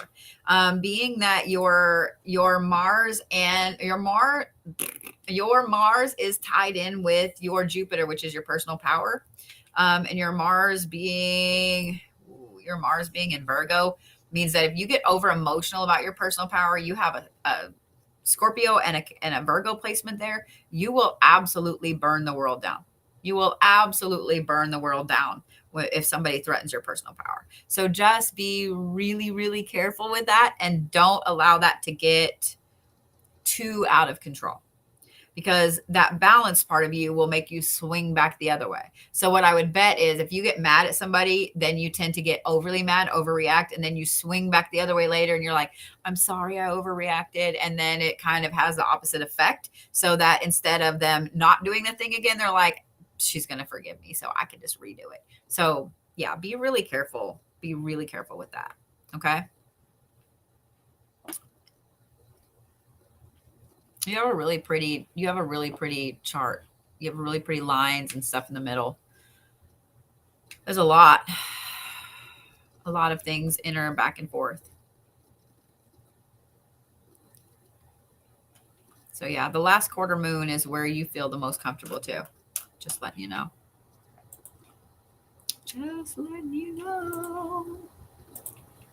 All right. You are so welcome, sugar.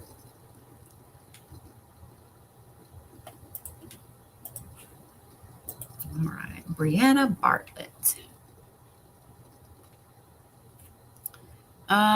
So I can't do Brianna's. Brianna, if you're here, can you message the site? I don't have your birthplace or your birth time. So I can't pull your chart. I have to have at least your birthplace. So yeah. So I'm going to leave that one open for a minute. Hopefully she'll message the site.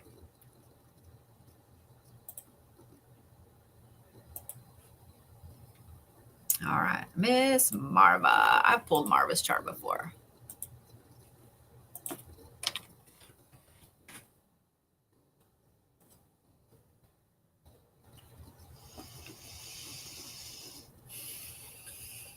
Hey, circular girl. I am not. My list is full today. These are kind of makeups for an event I had to cancel. I had to move, but I will be doing these about every couple of weeks, maybe more often, because I usually don't like to do this many at a time. So yeah, but keep an eye on my Linktree on my schedule. If you guys aren't members or follow me on Linktree, like subscribe or whatever it is on there, please do so, because here's why. It gives you a little bit of a leg up. Okay. It gives you a little bit of a leg up, because whenever I put an event on and I put it on Linktree, I send out a thing for all of my people on Linktree. So y'all kind of get first dibs on tickets. Just saying, y'all get first dibs on tickets.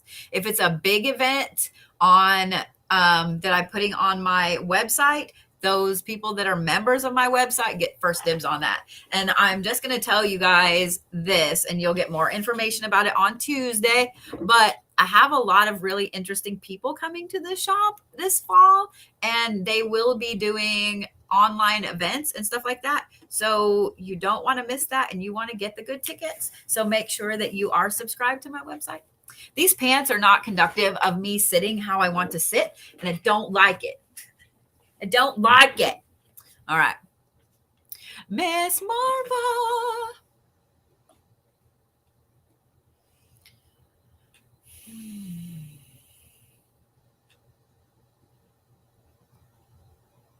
Miss Marva has a lot of big, beautiful squares right there in the middle.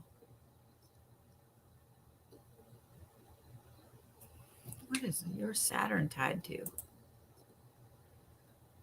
Your Saturn is tied to a lot. So your Saturn is in your second house. This is kind of your material girl house, but it's also in Pisces. It is square with your personal power, which is in your 4th house. Your personal power lies with your family, with your roots, and so on. It's also square with your sun, which is in the 5th house, and both of those are in Gemini. It's also square with your moon, which is in the 10th house, which is your career and goals as far as that goes. That is in Sagittarius. It's also tied in with your Neptune, which is in Scorpio in your 9th house, which is your philosophical house. But Neptune was in retrograde when you were born. And then it's tied in with three things in Virgo. Your Mars, your Pluto, and your Uranus. You have a lot of things karmically that you are dealing with in this life. A lot. I would say that owning your personal power is a big one. Owning who you are is a big one. And owning your emotions and where you're going in life as far as what you're planning to do and so on, those are big, big things. The other smaller things are overcoming physical, like how you feel that you are physically limited, whether it is a physical disability, whether it's how you look, who you are, etc.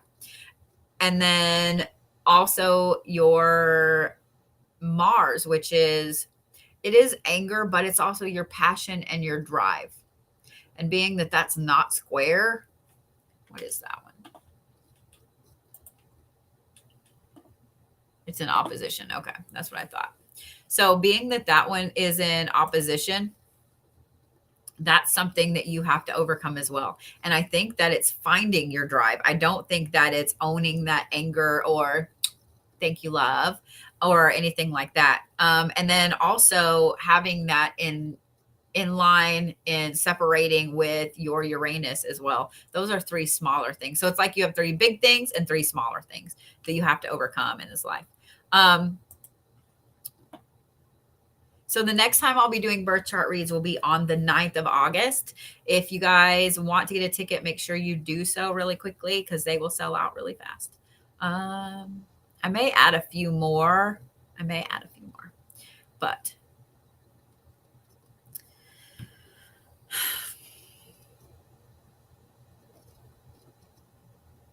your Venus being in Cancer tells me that you love so damn hard, it's not even funny.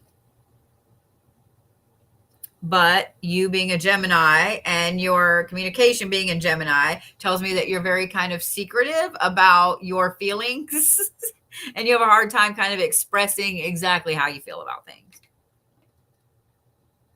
Let me look at this.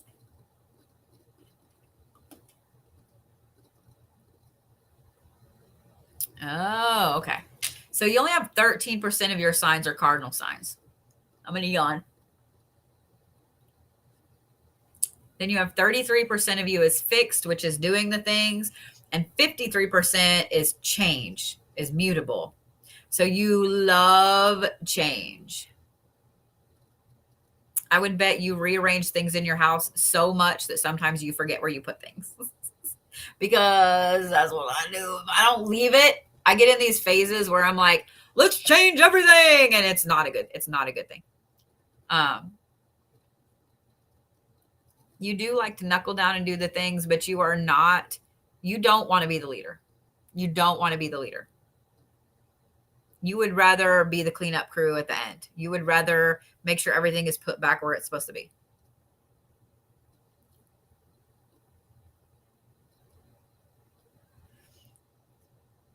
The major 3 parts of your elements, the biggest one is water, it's 33. Then the other 2 are 26.7. That's earth and air. Your fire is only 13.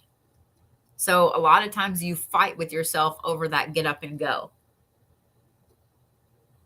You're perfectly balanced as far as your earth and your air. So as far as how you ground yourself, how you communicate, how you process ideas, etc. Your emotions are a little bit more than everything, but not a crazy bad amount. I mean, I wish that your fire were a little bigger and you know what I mean? Like your fire and your water were a little different, but it is what it is. So just know you're always going to fight with yourself over ambition and drive. You're kind of happy to be where you are. And that's not a bad thing. It's not a bad thing. I know that people say, well, I don't have any ambition. I don't have any drive. Or they'll get on to somebody like, well, my kid doesn't have any drive or ambition. Okay. Okay. If they're doing good in life, then who gives a shit? Who gives a shit? If they're not fucking up, if they're not hurting people, if they're not hurting themselves, who gives a shit if someone has drive or ambition or not? Who cares? That's their life. Let them do what they need to do. But at the same time, some people are like, oh, you're too ambitious or you're too driven or whatever. So what? If it's not hurting them or you or anybody else, so what? That is their lot in life. Miss Marva, I would say that you are, just because I kind of know you a little bit, because I've done a lot of reads for you, I would say that you're exactly where you need to be in life. I would say that you have just kind of been chugging along and doing the things you're supposed to do in this life. I don't see anything that blares out to me like, oh God, you got to deal with this. You got to do with this. You got to do with this. So yeah, I would say you're right on. You're right on, Miss Marva. Don't change anything, honey. Seriously. Just saying. Just saying what I'm saying. All right. Margaret. All righty. I'm actually going to get through all of these. Oh, I know. Greenville, South Carolina. I have some very interesting videos that are going to be coming out in the next couple of days. I hope you guys kind of stay around and watch them.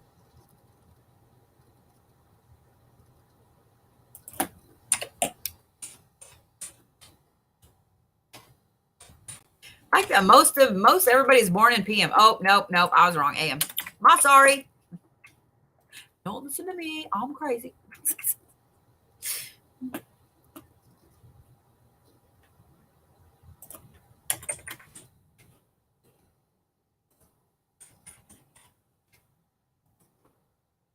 Oh, I guess I need to put your name. I was like, why won't it do the thing? Because you didn't put the fucking name, dumbass. That's why.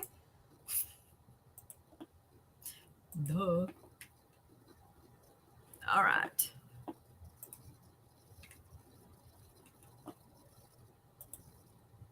Stop it.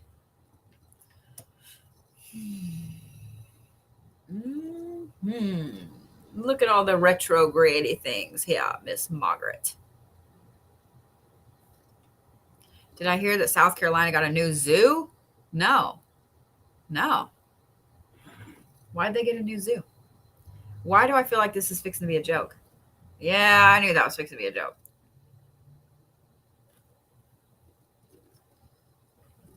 Ba-bum. All right. Miss Margaret.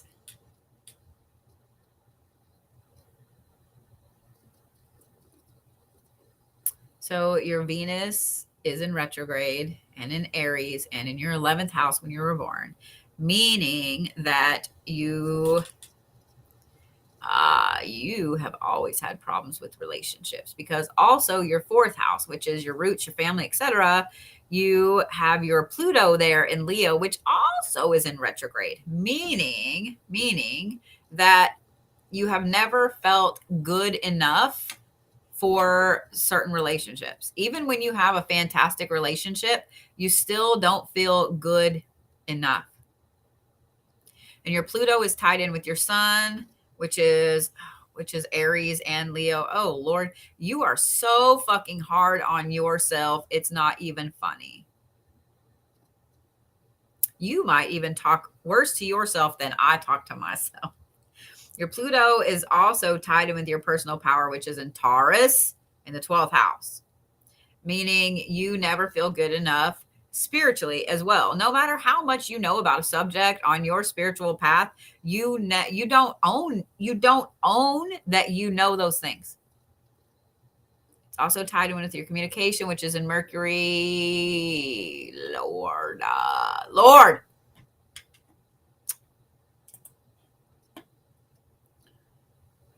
So your Saturn's in retrograde, your Neptune's in retrograde, your Pluto's in retrograde, your Venus is in retrograde. All of those things are in retrograde when you were born. What's your Saturn tied to? Because these are things that you have to overcome in this life. Oh, there's that love aspect. And of course, that Pluto aspect. So part of the things you have to overcome in this life are those relationships and dealing with them and how hard you are on yourself. But the thing is too, your Saturn is also tied in with your Jupiter, that personal power in Taurus that I just talked about in your 12th house.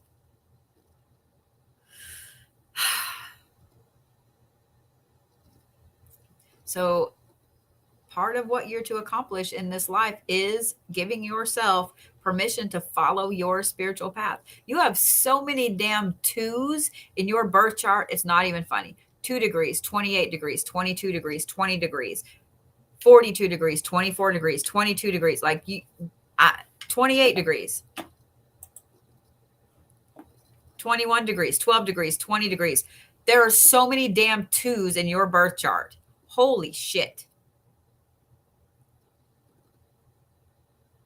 Seriously. Holy shit. 2 is a very, very big number for you.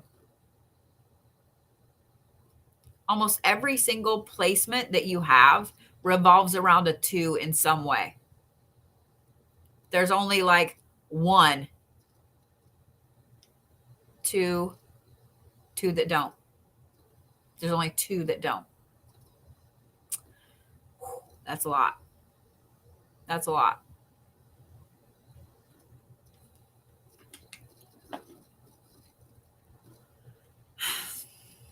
So your Mars is also in your 12th house, and it's tied in with your lot of spirit. So here's what I'm going to say about this. You literally have been other people's karma more than you realize in your life. You have been other people's karma. You've been other people's karma in relationships. So those people that really wanted a relationship with you, or they wanted to be part of your life or whatever, and you shunned them for some reason, you were their karma. You were their karma. I'm just letting you know. You have been a twin flame for other people. You have been the one that sets other people on their path. Now, that's not a bad thing, okay? People tend to think as the twin flame in a relationship, the one that sets the person on their path and then goes on about their business, as the bad person in the relationship. But it's not. They are not. They did what their soul needed to do. So you have been the twin flame for several other people, love relationships, friend relationships, things like that. You've been the twin flame for other people. You've brought balance. You've pushed them back on their path. And the thing is, your Mars is also tied into your moon, which both of those, you have a fiery placement in a sign over here that's fire. So what I meant by that is Mars is like a fiery placement. Even though it's in Taurus, your moon is in Sagittarius, which is a fire placement. And you are in Aries. You are a fire placement. Your Venus is in a fire placement in Aries. So all of these problems that you've had with relationships is because you were supposed to have them. All of these problems that you had in relationships is because you were the twin flame for other people. All of these problems happened for a reason. So all of the ones that you still overthink, I wouldn't say, I'm not going to tell you don't overthink them because you're going to anyway, but just think about them in a different way. That they happened the way they happened because you had to be the catalyst for that person to change. So I wouldn't be surprised if there are people that after they had been around you in your orbit, when they spun out and left your orbit, they did tremendously better. And you probably were like, wait, that's not fair. Like, why is this? Because you had to set them on their path. You were their catalyst for change. It's actually a very important role in the universe. It's a very important role in the universe. So 40% of your chart is cardinal signs, meaning moving forward, moving on quickly, cutting ties and going forward. 33% is fixed, that knuckling down and moving forward. And then 26% is the mutable, the change, adapting easily. I would say for how your placements looked and the things that you need to accomplish in this life, that's pretty spot on. I think that you're pretty well balanced as far as the qualities go in your signs, your fixed, mutable, cardinal. Now, your elements are a bit interesting. 40% of your chart is fire. 40% of your chart is fire. Then 33% is air, meaning that you have a ton of drive, a ton of passion, a ton of enthusiasm, and you love to communicate. You love information. You love to learn. You love to read, process information. So you do not do well with dumb people. You don't do well with dumb people. And then water and earth are both 13.3% because those are your smaller things. So just make sure that you are constantly grounding yourself and you're connecting with your water element, because if you don't connect with water and earth equally, then you're going to either be too grounded or too deep in your emotions. And both of those are, you don't want to do that, especially having a lot of fire aspects.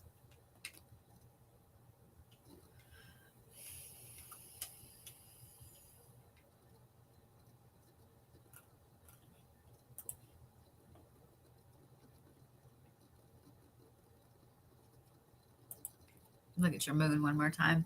Your moon affects so much in your chart. It's tied with your sun. It's tied with your Venus. It's tied with your Mars. It's tied with your lot of spirit. It's tied with your Uranus. Like your emotions, that Sagittarius placement of your emotions are really tied in with so much of you. You have to be really careful how you allow those to manifest, because those are some important houses that these things lie in. 2 of those are your 11th house, which is what you put out to the world, where you fit in the world and so on. And 1 of them is in your 12th house, which is your spiritual house, So yeah, that's a lot. That's a lot, love.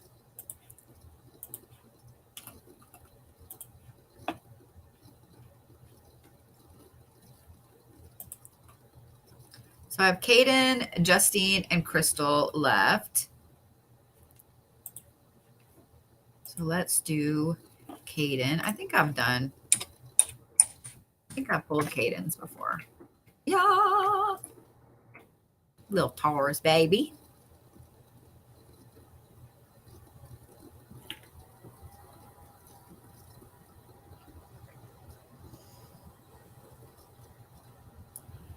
Ooh, a Taurus with communication problems. Holy shit. Kaeden is a Taurus in the 4th house, meaning that he's very family oriented. He will always be very family oriented, but his Mercury is also in Taurus in retrograde. So he has communication issues. And when it's Mercury retrograde, he over communicates to the point it's like, look, stop, shut up. Like, don't, like, shh, I don't want to talk about this anymore. He over communicates. Oh my God. So much shit is tied in with that too.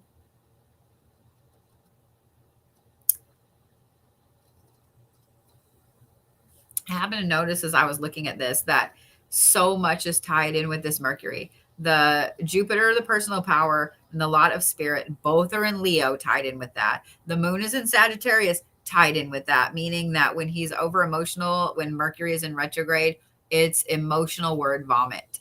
And then also Mars and Neptune is in retrograde. Both of those are in the 1st house, tied in with it. So when he gets mad, it's extreme mad. It's like spitting all the words.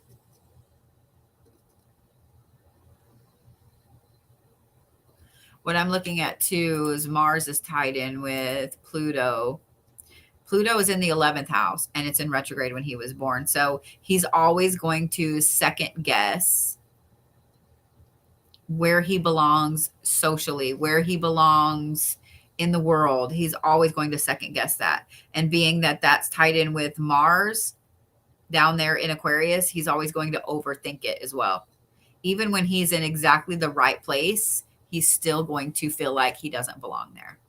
And being that that's tied in with his lot of spirit, what I'm going to say is this: he's going to continually shift friend groups, places he lives, the things he's associated with, where he goes, etc. I would not be surprised if Kaeden travels a lot in his life.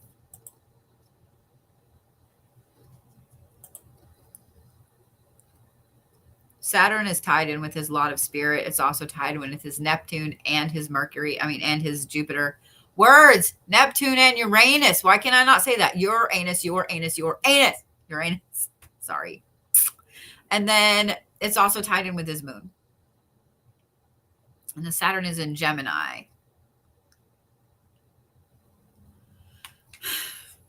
I would not be surprised if he travels a lot in his life.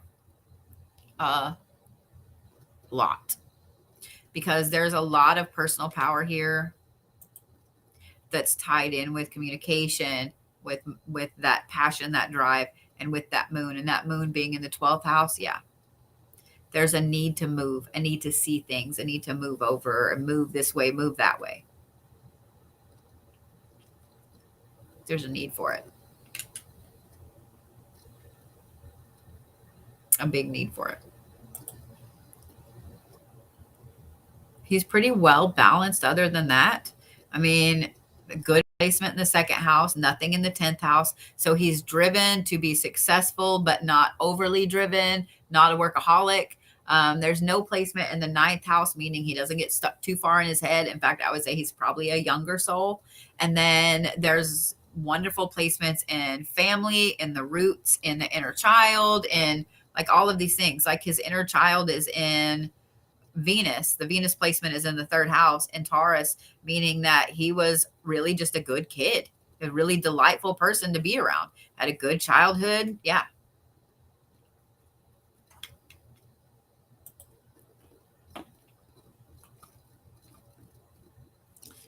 Okay. A lot of earth. So as far as qualities go, the cardinal in him is only 13%, meaning that he doesn't like to lead. He doesn't want to be the one to step out and be in the limelight, all that stuff. But here's what's funny. The fixed in his chart is 60 damn percent. He is absolutely a doer. He is a visual learner. He needs to see things happen. He needs to see things being built, being shifted, being moved. If you give him a task, he's going to do it. And then 26% is mutable, which is change. So he adapts easily to change, but he doesn't want to be the one to initiate the change. He also has a problem moving on from things. So if somebody hurts him, he's going to continually overthink that and be kind of pining about it for a little while. He can't just cut ties and move on.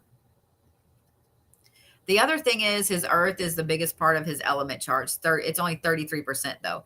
Fire is the second biggest, and that is 26.7. So what's funny is he has a lot of drive and he has a lot of enthusiasm, but he doesn't really want to be the leader. He doesn't really want to be that crazy ambitious one. And then 20% is air, 20% is water. So he's really in touch pretty equally with his emotions, with his intuition, and then also with how he processes information and how he spits his ideas out. He's very well spoken when he wants to be. But that being too grounded and not having a very big cardinal sign placement means that he can get rooted in place instead of being able to move forward, instead of being able to shift and change and go. He can get rooted in place. So that is going to be an issue that he's going to have to overcome. So yeah.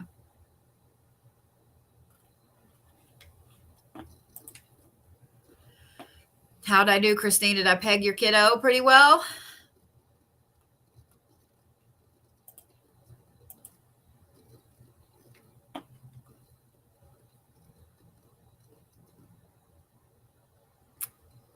Yeah, kid to adult. That's hard for everybody. My youngest is going through that right now. And I keep trying to reassure him that nobody really has it figured out, even as an adult. Okay, I can't do Justine's either because I don't have her birth time or her birthplace. So Justine, I don't know if you're here. So if Justine is here, I need to have her message the site, and we'll just have to put her on for next week because, yeah.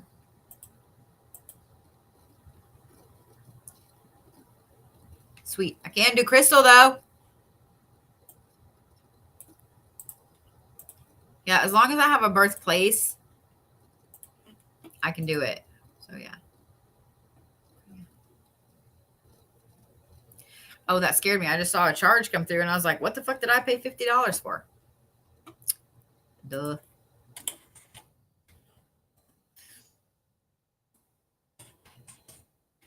Having that day where I'm like, what? What?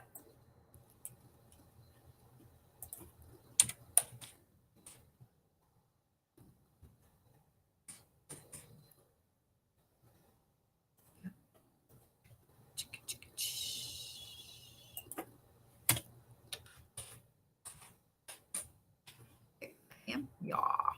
Yeah. Hey, Paul, how are you? All right. Crystal Martin.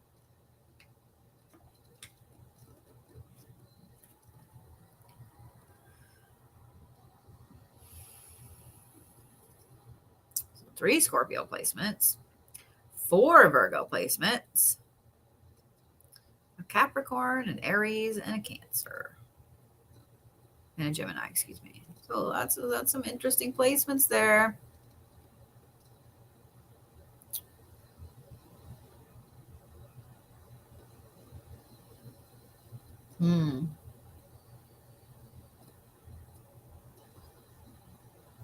So the first thing I noticed is all 4 of those placements in Virgo are in the 12th house. Your personal power, your Venus, your Pluto, and your Uranus. That's a lot in that 12th house. What is your personal power tied to? It's tied to your sun, which is in your 2nd house. It's tied to your Mars, which is in your 4th house. Okay. Some powerful signs. That is Virgo, Scorpio, Capricorn.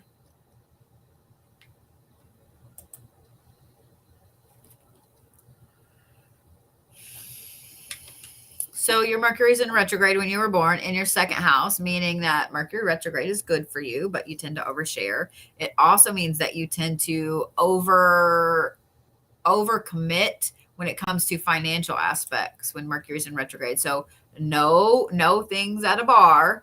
Nothing at a bar. I just read that. Walk into a bar. No things with finances. That's what happens when I try to read and talk at the same time. So your Saturn is in retrograde when you were born in Aries. That's tied into your Mars and tied into your Neptune. So it's tied into your Mars. Your Mars is actually in your 4th house. I think that's the only thing you have in your 4th house. Ooh, it's tied to a lot.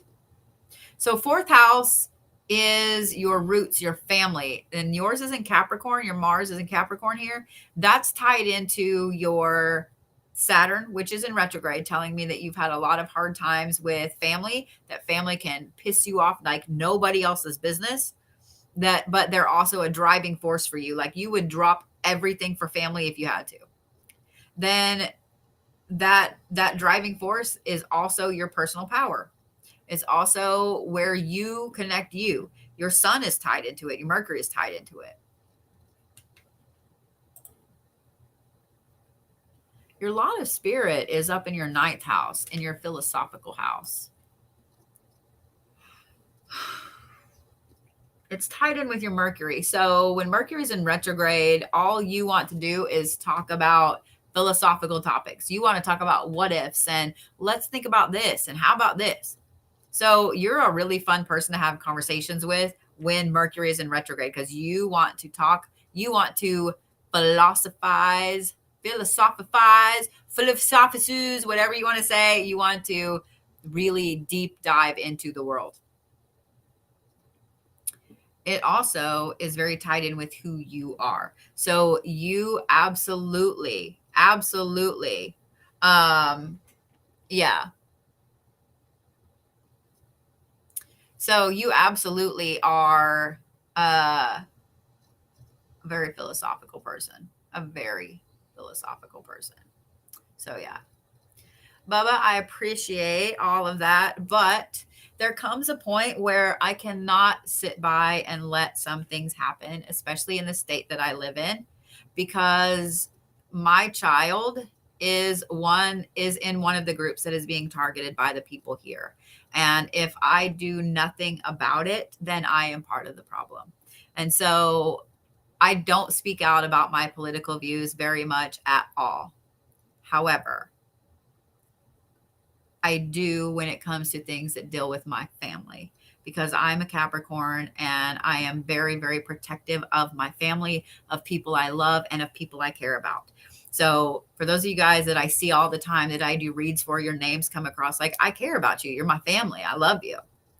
So if I don't stand up for you, then I'm part of the problem. If I don't stand up for people that have been hurt, for people that are being discriminated against, for people that have other people actively working against them, I'm part of the problem.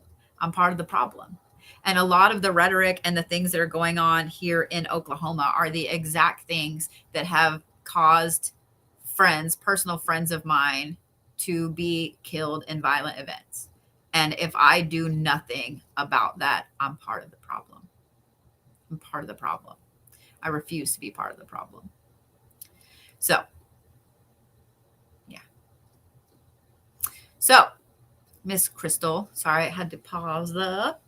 I also love that your lot of spirit is tied in with your Venus, and your Venus is in your 12th house, meaning that you are a very philosophical person and you love spirituality. You love talking about spiritual topics, about philosophical topics, about things that really make your soul think, not just your brain. You need stuff that make your soul think.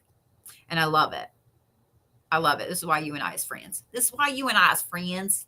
That's why you and I as friends. So yeah. That Virgo Aries placement, not Aries, that Virgo Mars placement, you are absolutely a let's just scorch earth policy something when someone makes you mad. And being that it's in your fourth house, like, you get me really deeply on that. Like, you fuck with my family, like, it is scorched earth policy. Oh, this is interesting. So only 20% of you is cardinal, 20% of you is fixed. 60% of you is mutable signs. You kind of thrive on chaos. So I would bet that you love to talk philosophically about chaotic events in history. You love to talk about shit that is just insane crazy. But here's the thing. You're too grounded, girl. 40% of you is earth. 40% of you is earth. So you tend to be too grounded. The good thing is, though, your water is the next biggest part of you. It's 33.3%. So you're very in touch with your emotions. You're very in touch with your intuition. So just kind of, I'm not even going to tell you that you need to unground yourself, because that water is so big. So when you feel like you're stuck, when you feel like you're in a rut, when you feel like you're in anything like that, then just connect with water, okay? Because that is opposite of air, of earth. So connect with water. Spend time in the water, whether it's in a shower, a bath, a pool, the rain, whatever. Spend time with water. That will help even that out, okay? Your fire and your air are literally equal, 13%. Now, both of those are small, meaning that you don't have a lot of drive and creative energy. And that's fine, because you are a very grounded, very thinky person. Then you have your 13%, which is air. And so there are times when you can't word your ideas how you want to word your ideas, unless you're speaking emotionally or speaking from that grounded aspect. So if it's something you know a lot about, you can speak very loud and very fluently about it. If it's something you're emotional about, you can speak loud and very fluently about it. But if it's just something that maybe you're not as interested in as other people around you are, you kind of fumble through words a little bit, or you just kind of shut down because you don't want to talk about. You just don't want to talk about it. I get that. I get that on a deep level. I get that on a super deep level.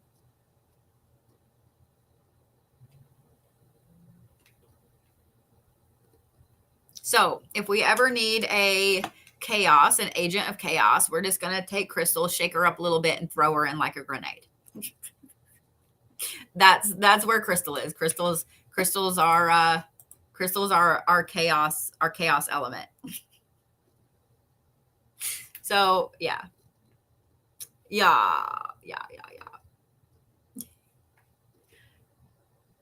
Oh, Deborah, I just saw your thing. Yeah, it does matter if your birth year is wrong. So I'll have to look at that. So yeah. Well, let me end this over here on YouTube. I appreciate you guys all watching and hanging out and reading